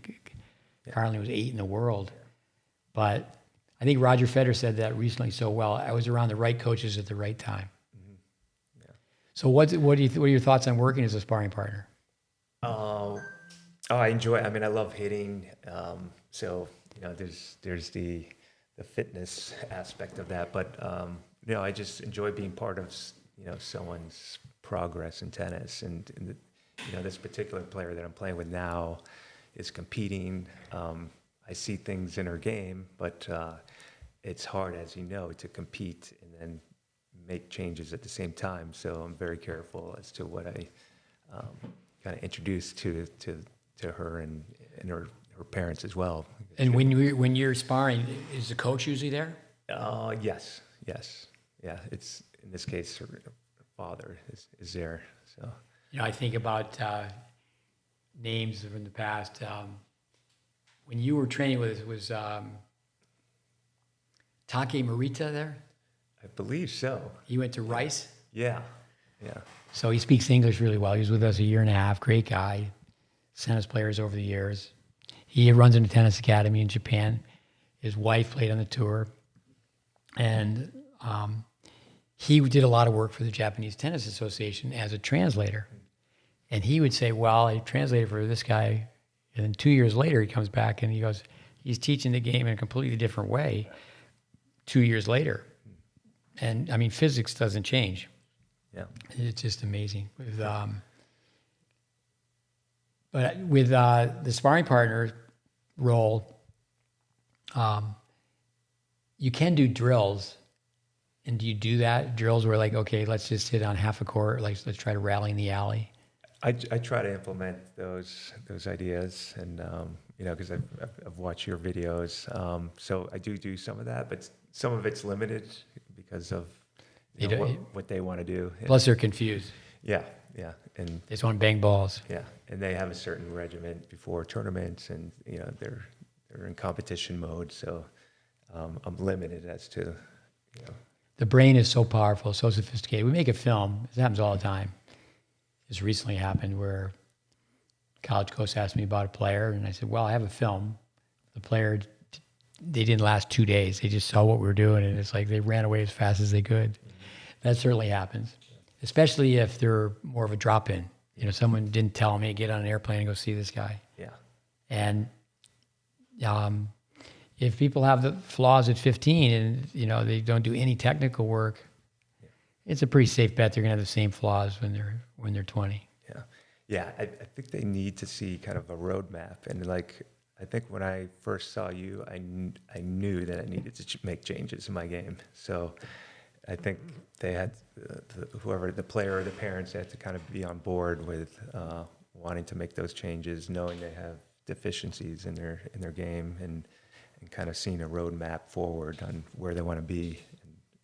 Well, yeah, one positive with a sparring partner is that someone who can hit the ball bigger, it's not just deeper, but the frequency. Mm-hmm. There's like a machine. It's going to help. It's going to help the person that has the privilege of hitting the sparring partner. It's going to help them with their footwork. Right. It's going to help them shorten up their swing. Mm-hmm. Yep. They're just not going to have time. True. And let me ask you a few other things here. Put my glasses on so I can read my chicken scratch. Before we go into the becoming ranked number one, tell us your progression you did some things with IMG and now you're in commercial real estate. Why don't you touch upon that? So after I stopped playing, I wanted to get into tennis in some capacity, but not necessarily on the court. I was thinking sports agent, represent tennis players. And I had a contact in IMG that I sought out, which actually didn't work out, and I ended up applying for some internship in Florida. There's a Coral Gables office with IMG, and I took the internship, which turned into a job, I think, a week later, and started working for IMG that they kind of managed and operated the Miami Open. And so I was there for 3 years, but soon realized that it was a long path to getting to be a sports agent or to represent tennis players in the industry.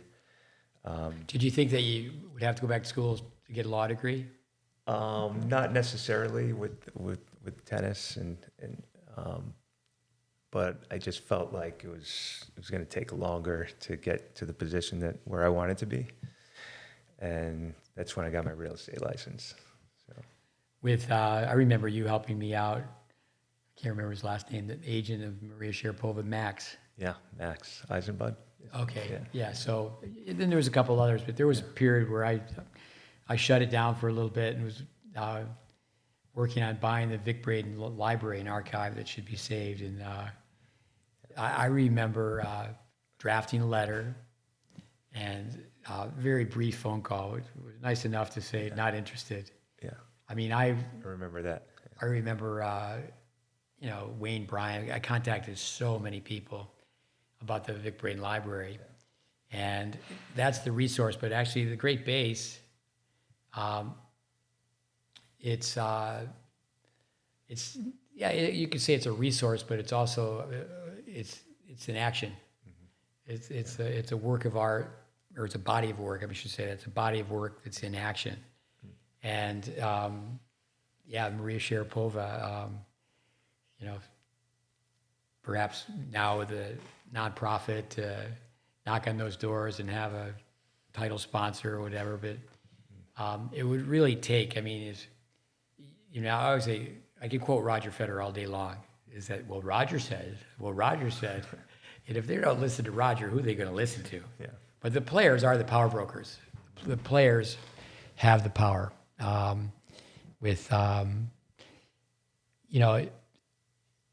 That's just something that should really be presented to the leaders of the game. Those are the power brokers, the top players. Like, we need to do a better job teaching little kids. Yeah.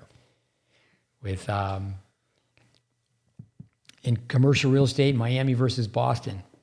That's a different world. You've been in Miami a long time now. Close to 22 years. So maybe more,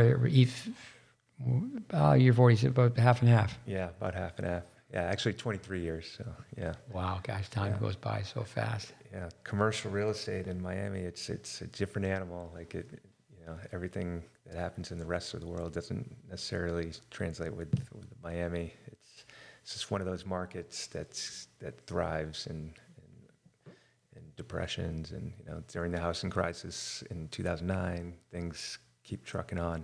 And with that, though, for listeners, all your tennis experiences, they help you out to this day, right? Absolutely. I mean, I think about the characteristics needed in tennis to excel, and you can think of all the adjectives, being disciplined and hardworking, and there's a long list of them, but they all translate well into the working world and into the real life. So it's helped me out in that field. And there's ups and downs, of course, in commercial real estate and what I do, because I eat what I kill. There's no salaries, so it's all commission based. But I probably wouldn't have it any other way. So it's similar to tennis in that way. So. Just something comes all the time, because we don't have a day go by where we don't talk about Vic Braden, but he's one funny guy. He used to say, yeah, real estate.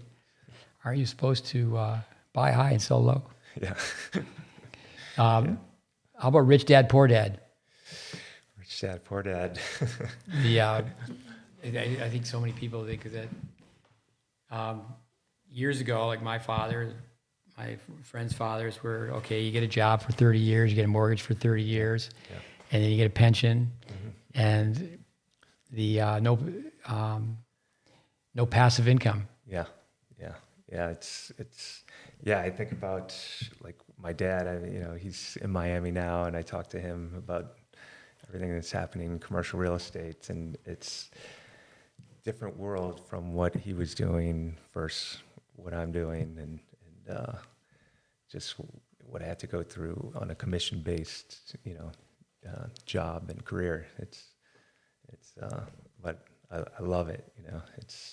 I focus mostly on off-market properties and sourcing my own deals. So you really have to create a lot of value I think one thing for our listeners, tennis parents, one thing that's gone away, maybe not totally, but quite a bit, is tennis players years ago would interact at a young age. They'd interact with adults. They'd be playing some doubles, occasionally some singles. And I think that's pretty much gone away, where juniors just play with juniors. In fact, they don't really even play on their own. They have to have a supervised coach there at all times. Yeah. It really has. I mean, I know growing up, I played with adults all the time, like stronger, bigger guys. I was a teenager, but my coach arranged that, which was amazing, because it just prepared me for tournaments and to hit a bigger, heavier ball, you know. So, yeah. As today in American society, juniors don't greet adults. It's not, you know, Mr. So-and-so, Mrs. So-and-so, Dr. So-and-so. Yeah. Hi, how are you today? Yeah. It just amazes me. Yeah. I mean, we used to be reprimanded for not doing that. Yeah. Yeah, so I think that, you know, in sport, you obviously learn to lose. So you've lost some deals. Yeah. Oh, yeah. I have. Actually, yeah, it's like being in a tennis match. I mean, it's a cliche, but being in a real estate deal is very similar. Like, you know, there's highs and lows within the deal. You know, there's some deals you know you're going to close, and there's some that are just, you know, over your head, and you know, and then there's others where it's a 3-set match where, you know, it's going well, crumbles, then it comes back together in the end. So, My mother for years was in residential real estate, and her friends called her Ty. She was very successful, and she used to always say, "It's not a deal till it closes." yeah. So I tell young people I think they should all work for tips. So you work and you work and you work, and I got stiffed. Yeah. I waited at a table at 10, and they didn't give me a tip. Yeah. And that's a character builder. I mean, you've obviously worked on projects for a long, long time, and it fell through. Sometimes over a year. Like some of these commercial deals take a year and a half. You know, and there's lawyers involved, and sometimes they kill the deal. I just recently actually. One of the owners of it was a lease deal, you know, and we had a restaurant concept going, but he basically said, "It's yours, you know, it's your deal." You know, shook our hands, and then when we went to talk to someone else involved in the deal, they had advanced negotiations with another party. So it's ongoing, and you're absolutely right. It doesn't close until it closes. That's where Bill Tilden, tennis players are born out of defeat. You know, you got to learn to lose.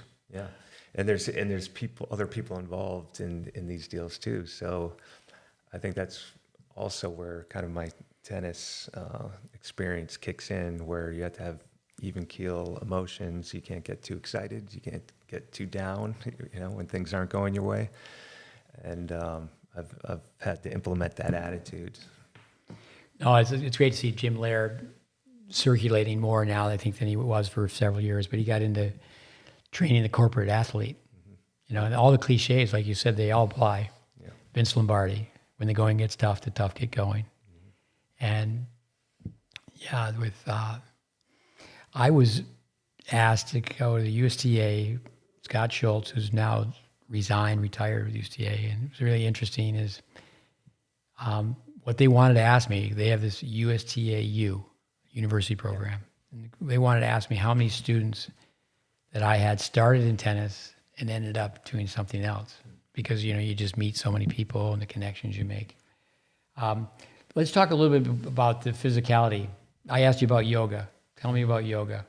Yoga. Well, my brother-in-law and my sister have a yoga practice in New York. So whenever I'm around them, I start to think I need to do more stretching. But I think it's so important, you know, because you could be very strong and physically fit, but if you're tight and you're not able to use the flexibility to harness that or to release the strength or use the strength, then you know there's injuries going to result from it.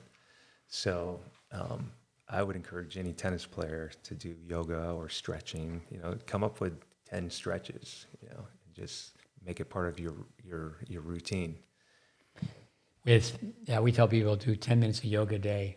I know a yoga master told me they could do 10 minutes of a different yoga program. I had someone else tell me, I know at one point James Blake, the UCA had this amazing stretching program, and he was the role model. And it was just very, very thorough. At one time, the 76ers, the basketball team, they had a 17-minute stretching program, and we did it for a 3-hour practice. But one of the reasons we did it is that we had well over 100 people that we had to organize. And it was like, okay, we set up all the stations. Okay, we're going to do this, this, and this. And when I was a kid, you kind of just put your eyebrows up and down twice and shrug your shoulders. But the football players years ago, you know, I just think, you know, that they did these resistance exercises. It's like, say, with, you know, taking their neck and pushing it against their partner standing next to them, and what they did with their legs, throwing them up and down. Track athletes, they're for 30 minutes before, 30 minutes after, stretching. Yeah. And, tennis kids, they for the most part, they only stretch when they're told to. Yeah. They're at a tournament and the match is over and it's like, okay, let's go to Chick-fil-A. They're not even thinking about stretching. I mean, I think about a guy like Djokovic, and he can do a split, which is very difficult for a guy to do. But I imagine that he does a ton of stretching and yoga. Well, it's not digital, but we have a film in our library. He's 17 years old. I mean, he was Gumby. I mean, you go to the U.S. Open or Indian Wells, and you're in the players' lounge, and granted, he's got an entourage. He's got somebody who's going to go wait in line and get his food for him. But he's just over there stretching. Yeah. Just constantly stretching. Yeah. I remember Peter Fleming. He one point cracked the top 10 in the world, and he used to tell people what the difference is I stretch 30 minutes before and 30 minutes after. Yeah. Michael Jordan too, same. Yeah. But I know, like from talking to my brother-in-law, that it's become more mainstream now. Like all these professional sporting organizations are using yoga because it's resulting in dollars. If they can retain their star player and prevent him from having injuries, that's millions and millions of dollars. So. With what else do you do for fitness? I don't like gyms so much. I like to run. I do, body weight exercises, push-ups and sit-ups, and I have a little weight regimen that I do. And then of course I try to stretch, which is not always fun, but I know I have to do it. With I think of this one gentleman years ago, he used to always say, fitness is 75% nutrition. How do you do in that area? Because not too long ago, I ended up going to the 70s. And it was, I've said it before in the podcast, a millionaire friend introduced me to a billionaire friend. And again, it was about buying the Braden Library. People definitely age differently. I mean, you can see like Sampras, he was aging a little bit faster than, like Federer. I mean, he did Sampras aged faster than Federer. Yeah, sure. Guys sitting in Section F eating popcorn. With sprints are shocking your system. Yeah. And, you break your body down, you build your body up. But what about nutrition? I think because of tennis, I've always watched what I've eaten, and I'm conscious of everything I put into my body, luckily because of tennis. But just when I go to the grocery store, I'm reading labels. Anything I can't pronounce, I typically put to the side. But you really have to be aware of what you're putting in your system these days. You have all this information out there now too with Instagram and social media. And one thing that comes to mind is this post that I've seen recently that's been going viral, where they have same food product that was produced in Europe as in the US, and the list of ingredients in Europe is much smaller and probably more whole foods than the one in the US, which is a laundry list of different chemicals and dyes and that sort of thing. So speaking of sprints, you don't sprint to Pizza Hut, but Chipotle is, I know people eat Chipotle, they'll go there twice a day. Fasting. Mm-hmm. Fasting, yeah, that's something I've started to implement recently. And I still don't know everything about it, but I've been reading up on it, and I've done it a few times. And I felt amazing the first time I did it a few months ago. And it almost felt like my body reset in a way. And that's the effect, evidently, that it has. And, the old cells die off and get eliminated, and new ones regenerate. So I'm still studying on that, but it's something that I've implemented recently, and I feel like there's a lot of health benefits to fasting. Intermittent fasting is something you can do on a daily basis, where you don't eat breakfast, for example. You might just have a coffee and then eat your first meal like at 3 or 4 o'clock. So, Senior tournaments. So you're playing senior tennis with a different technical base than you did junior tennis. Have you taken advantage of playing on the different surfaces, played grass and played clay? And Yeah, actually, yeah, I played like 5, 6 tournaments a few years ago on the national USTA scene, and clay hard, and for the first time I played on grass court actually in Philadelphia. So that was interesting experience, and I really, really enjoyed it. but commercial real estate makes it more difficult, correct? I mean, it's not like you have a set schedule. Things just come up, and it's like it's got to interfere with your tennis, right? Yes, for sure. I mean, some people like teaching pros, they have an edge on a lot of the players who do really well as seniors. I remember asking Fred Stolle one time.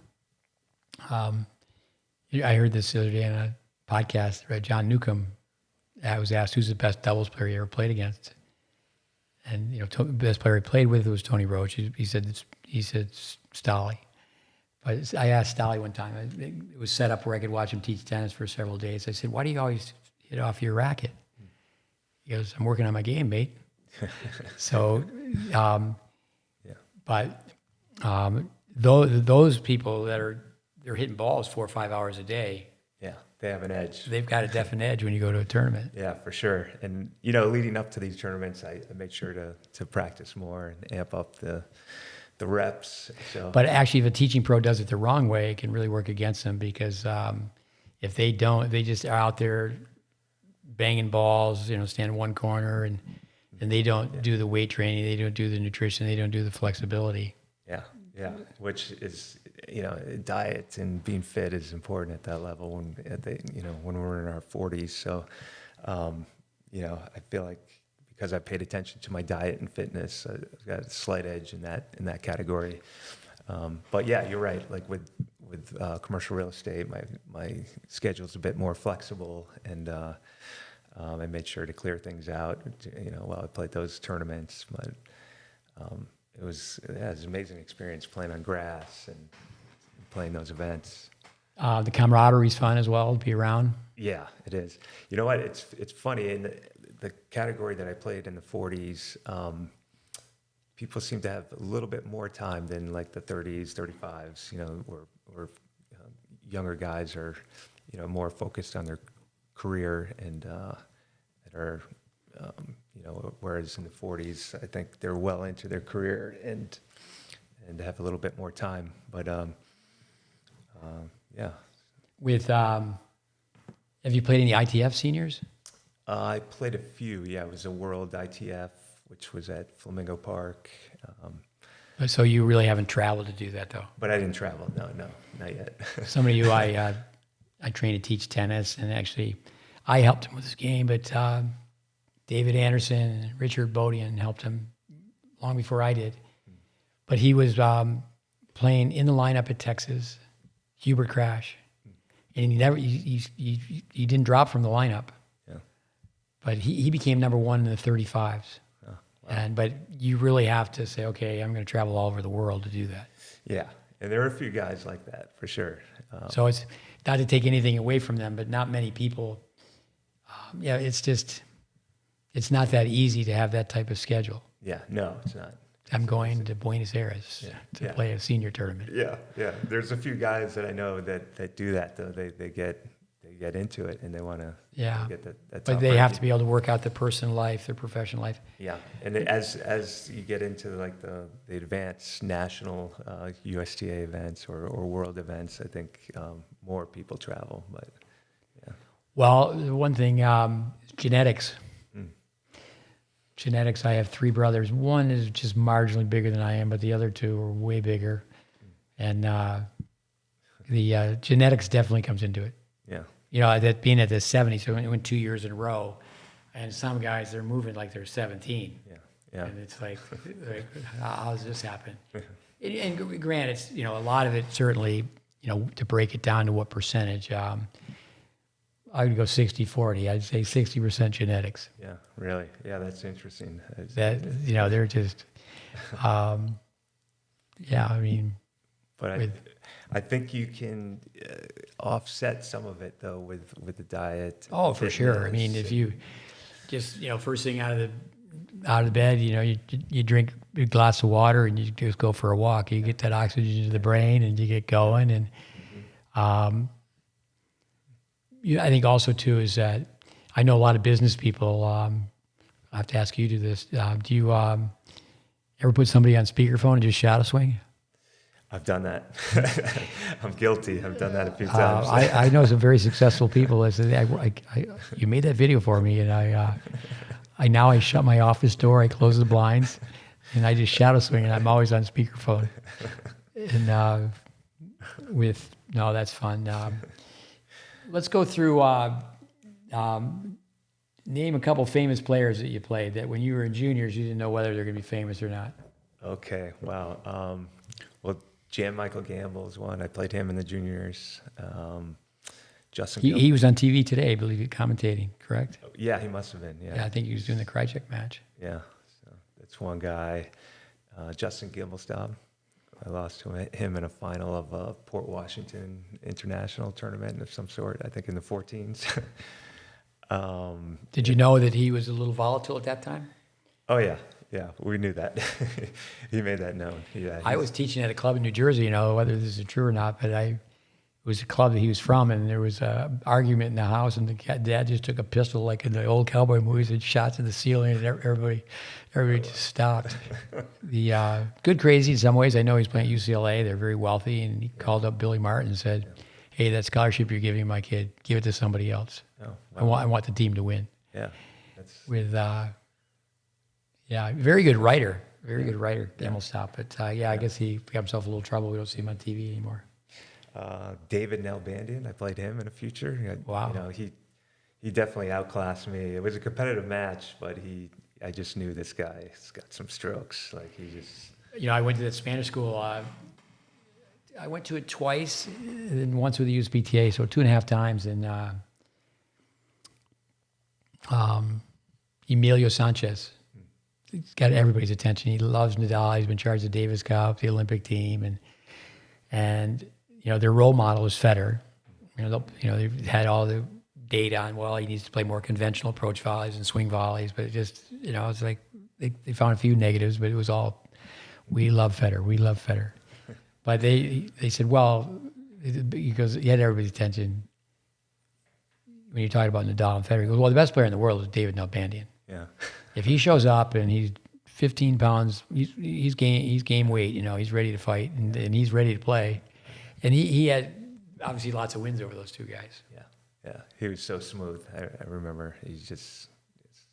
How about further back though with? Max Mirny was another guy I played. The Beast. Yeah, the Beast. In juniors. Yeah. Well, but he wasn't from the U.S. though, right? No. But he came to the U.S. He came to the U.S. I played him at Port Washington. It was an Easter Classic tournament. He's from Belarus, and it was an interesting story with him, just to kind of show his competitive nature back then. But we had a very intense match, 3-set match. I just recall that he had that kind of intense glare, and when we change sides, he would come in my pathway, and I didn't let up, and we ended up bumping shoulders, several times. But it ended up being a 3-set match. I ended up getting him by a few points, and he came up, kind of took his racket, slapped my hand when I went to go shake his hand, which was fine. I mean, we were 16 years old. But the way Port Washington is set up there, you had to go climb up the stairs to the viewing deck at the end of the match. And his dad actually made him shake my hand, which I thought was pretty noble, pretty nice gesture. And obviously Max was very upset. I think it was one of the first matches he lost since he had been to the U.S. It's the story is kind of a tale of strokes, I think, when I look back, because I had those severe Western grips, and Max was so efficient with his strokes, and just crisp ball coming off his racket. And I think it was my competitive nature that kind of got me through that match. But obviously, Max Mirny, the beast, he got to. He was top 10 in the world of singles. Up here, Yeah. our fact checker, maybe he was 11, but he was way up there. He did so well in singles. When Ry, listeners, when he's saying Western grip, is that he's a lefty, so that means when he hit his backhand, his right hand was way underneath as well. So not just his left hand, but both hands were extremes, and it's quite difficult. I tell young people, I said, I could be wrong. You don't know me, I don't know you, but changing your strokes at this point in your life, hey, you're 14, this is probably the toughest thing that you've ever had to do. Granted, I mean, maybe them, some of the young kids that young have been to a grandparent's funeral or whatever, but to actually change your strokes is quite difficult. Yeah. The shaking of hands, it was very good that the character, he made his son shake hands. Yeah. Patrick Gibson, if somebody looked at our content, he's a kid who could do all the GreatBase technical reviews. Righty, lefty, and he made a mistake in college tennis, made national news. He lost to J.J. Wolf. The guys went back and forth, and he spit on his hand, and then he shook JJ's hand, and it was national news. Sorry, Patrick, I probably shouldn't have brought that back up, but people maybe they forgot that. But now that's the first thing that we teach people, and some parents get upset with that. It's amazing. Is that, hey, did that kid give you the dead fish? They shake their hand, look them in the eye, and lesson number one. It's amazing that. I've had some parents that are very offended by that. You don't need to teach my kid to shake hands. And then I'll say, well, if I can't teach him that, I can't teach him anything else. Yeah. And it's like, fire me now. With, a couple more things with Miami and Boston. So are you a Miami fan or are you a Boston fan? Boston. That never leaves. So the Patriots are playing the Dolphins, and you go with the Patriots. I go with the Patriots. Yeah. Okay. I'm not a huge sports fan in general. I prefer to play or work out myself, but Boston sports run really deep. So choose your poison with the Boston winter. Cold. Wet cold is worse than dry cold. I mean, dark. If it's cold and raining, it's worse than if it's cold and snowing. But that poison or the heat and humidity, man, which wouldn't you choose? That's a great question, and I always have this conversation with my older sister too, because when it's during this time of the year, during the winter, I usually send her a screenshot of the temperature here in Miami, and she, send some kind of bad 4-letter word to me. But overall, I would say I prefer the warmth of Miami, even if it's sweltering hot in the summer months. I definitely prefer that. Well, you got to pull off those real estate deals where you can find yourself spending more time in Boston in the summer. Yeah, that's right. I mean, actually, in Boston, we lived on this a steep driveway, and I just remember shoveling snow like for hours on end after a blizzard. So definitely Miami weather.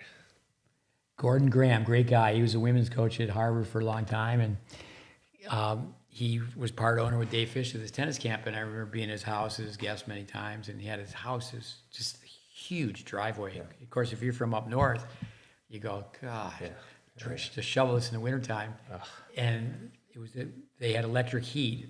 I mean, they could just turn the switch, and the driveway would heat up enough where the snow would melt. Yeah, we had one of those too, but it didn't work. Oh, wow.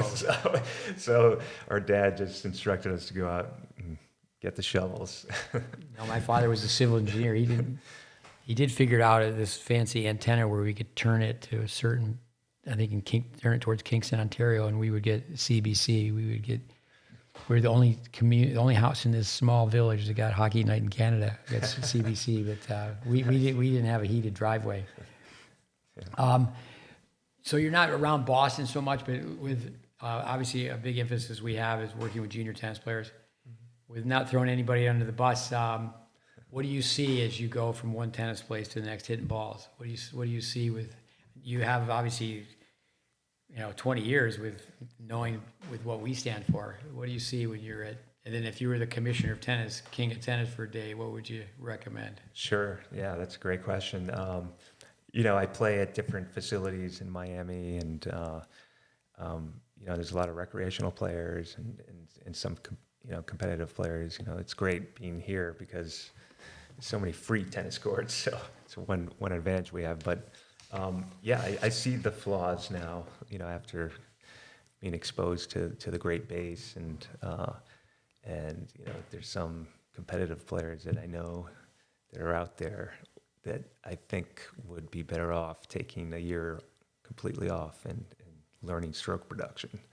But I guess if I were the commissioner, I would have, not that I'm promoting you, but I believe in it so much, but I would have a GreatBase program that all the, like the USTA, for example, would have to have some sort of certification. And, I played club tennis in Germany during my college years.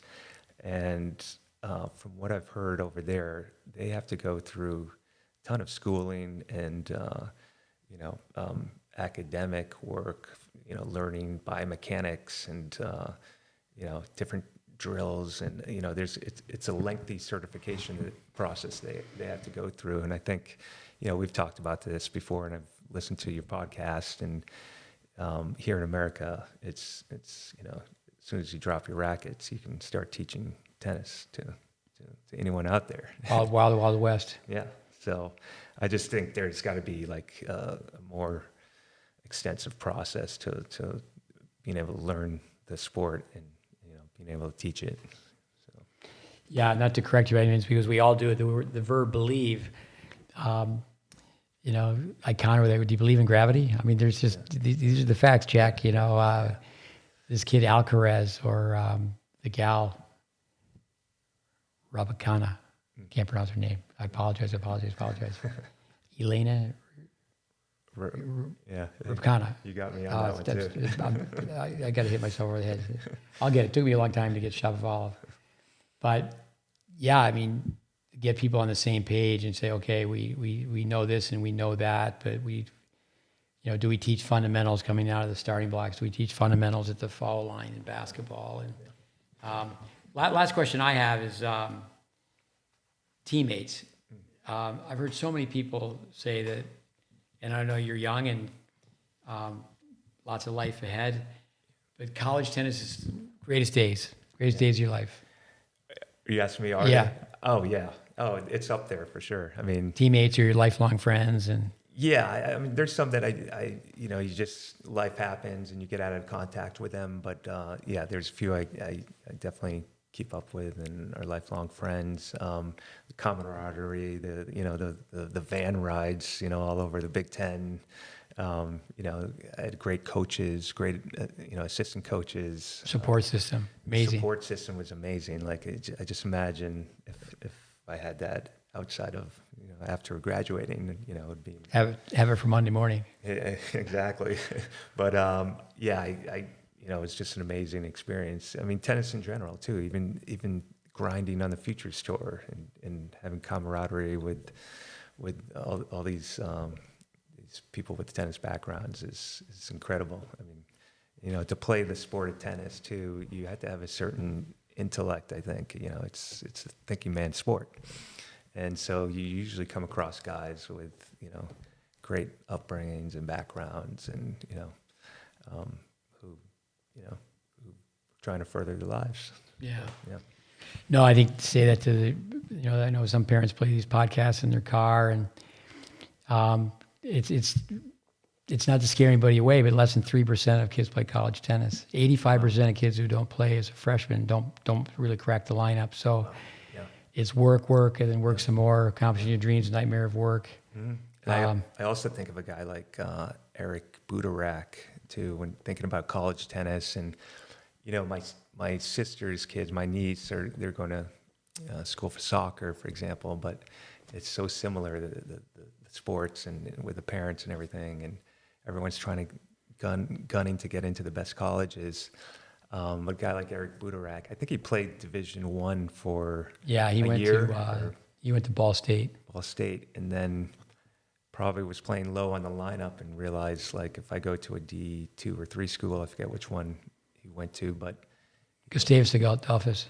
okay, yeah, he, was playing one, got better competition, was exposed to, better players and had a better experience, and then look at his track record. I mean, yeah, no, with one of our students, Raven Clausen, if it wasn't for Eric saying, hey, let's give it a go. I mean, he had heard that Raven was working hard and this and that. And, they struggled a little bit afterwards, but, they got the Australian Open final, and there's a TED Talk with him where he was a fan at the Australian Open, not ever thinking that he would play in the Australian Open. Yeah.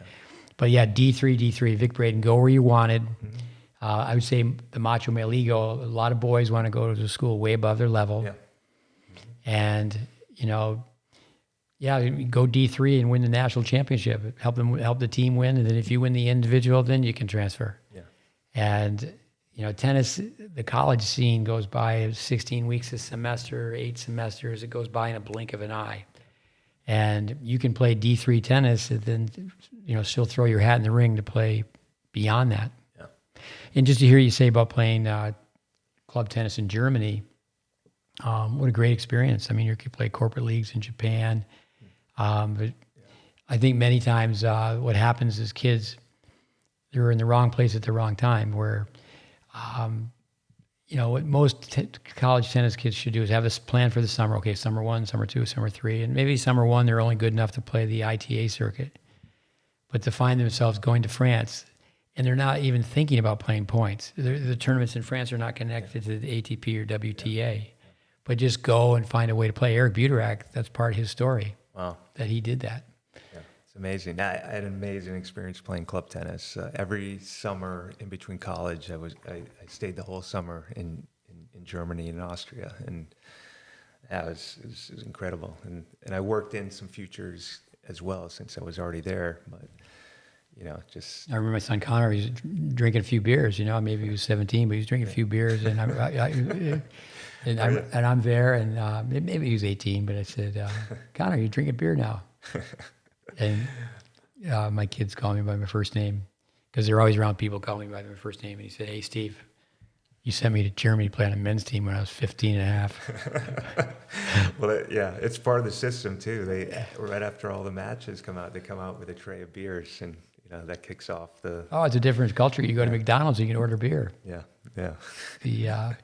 My father used to say, that, young kids should drink wine at the table and drink beer with their parents, because they don't need to go away from home and binge drink and make a fool of themselves. Let the parents make sure they can control it under their own nose. Yeah. But you certainly wouldn't experience that as much at Northwestern, but I'm sure you can go to Northwestern and party a little bit. Yeah. We figure out a way or two. Not as much, though. Not as much, no. Some of those schools we're celebrating Tuesday, celebrating Wednesday. Yeah. Been great to have you on. Any comment you want to end with? I think we covered a lot, but just in general with like junior tennis and players worried about making changes, because that was a big theme looking back. I think with my game is that you have more time than you think. Even if I decided to take a year off right after college, I think I still would have had plenty of time. So, you're 17. The friend that I recommended to you, he just came here a few weeks ago. Yeah. Still plenty of time. So, oh, for sure. I mean, look at your own game. One thing I appreciate is your passion, is that too many young people, because we don't have the best system in the U.S., is so many young people come out of college, they're really good tennis players, and then they don't play beyond that. Yeah. And they start banging golf balls. Yeah, you can bang golf balls, but we need to find a way to have young people that come out of college and are very good players still be part of the tennis scene. Yeah. We used to have 20 and over tournaments. We had 25 and over. We don't have those. We're not working as hard anymore. And with, tournaments are just about making money. Mm-hmm. And, the UTR, there's some positives to it, but it's too much of a business. Yeah. you know, that's one great thing about Europe is we don't have the club system where and the teams really want to do well, because if you're the worst in your league, you move down a league. Yeah. If you're the best in your league, you move up a league.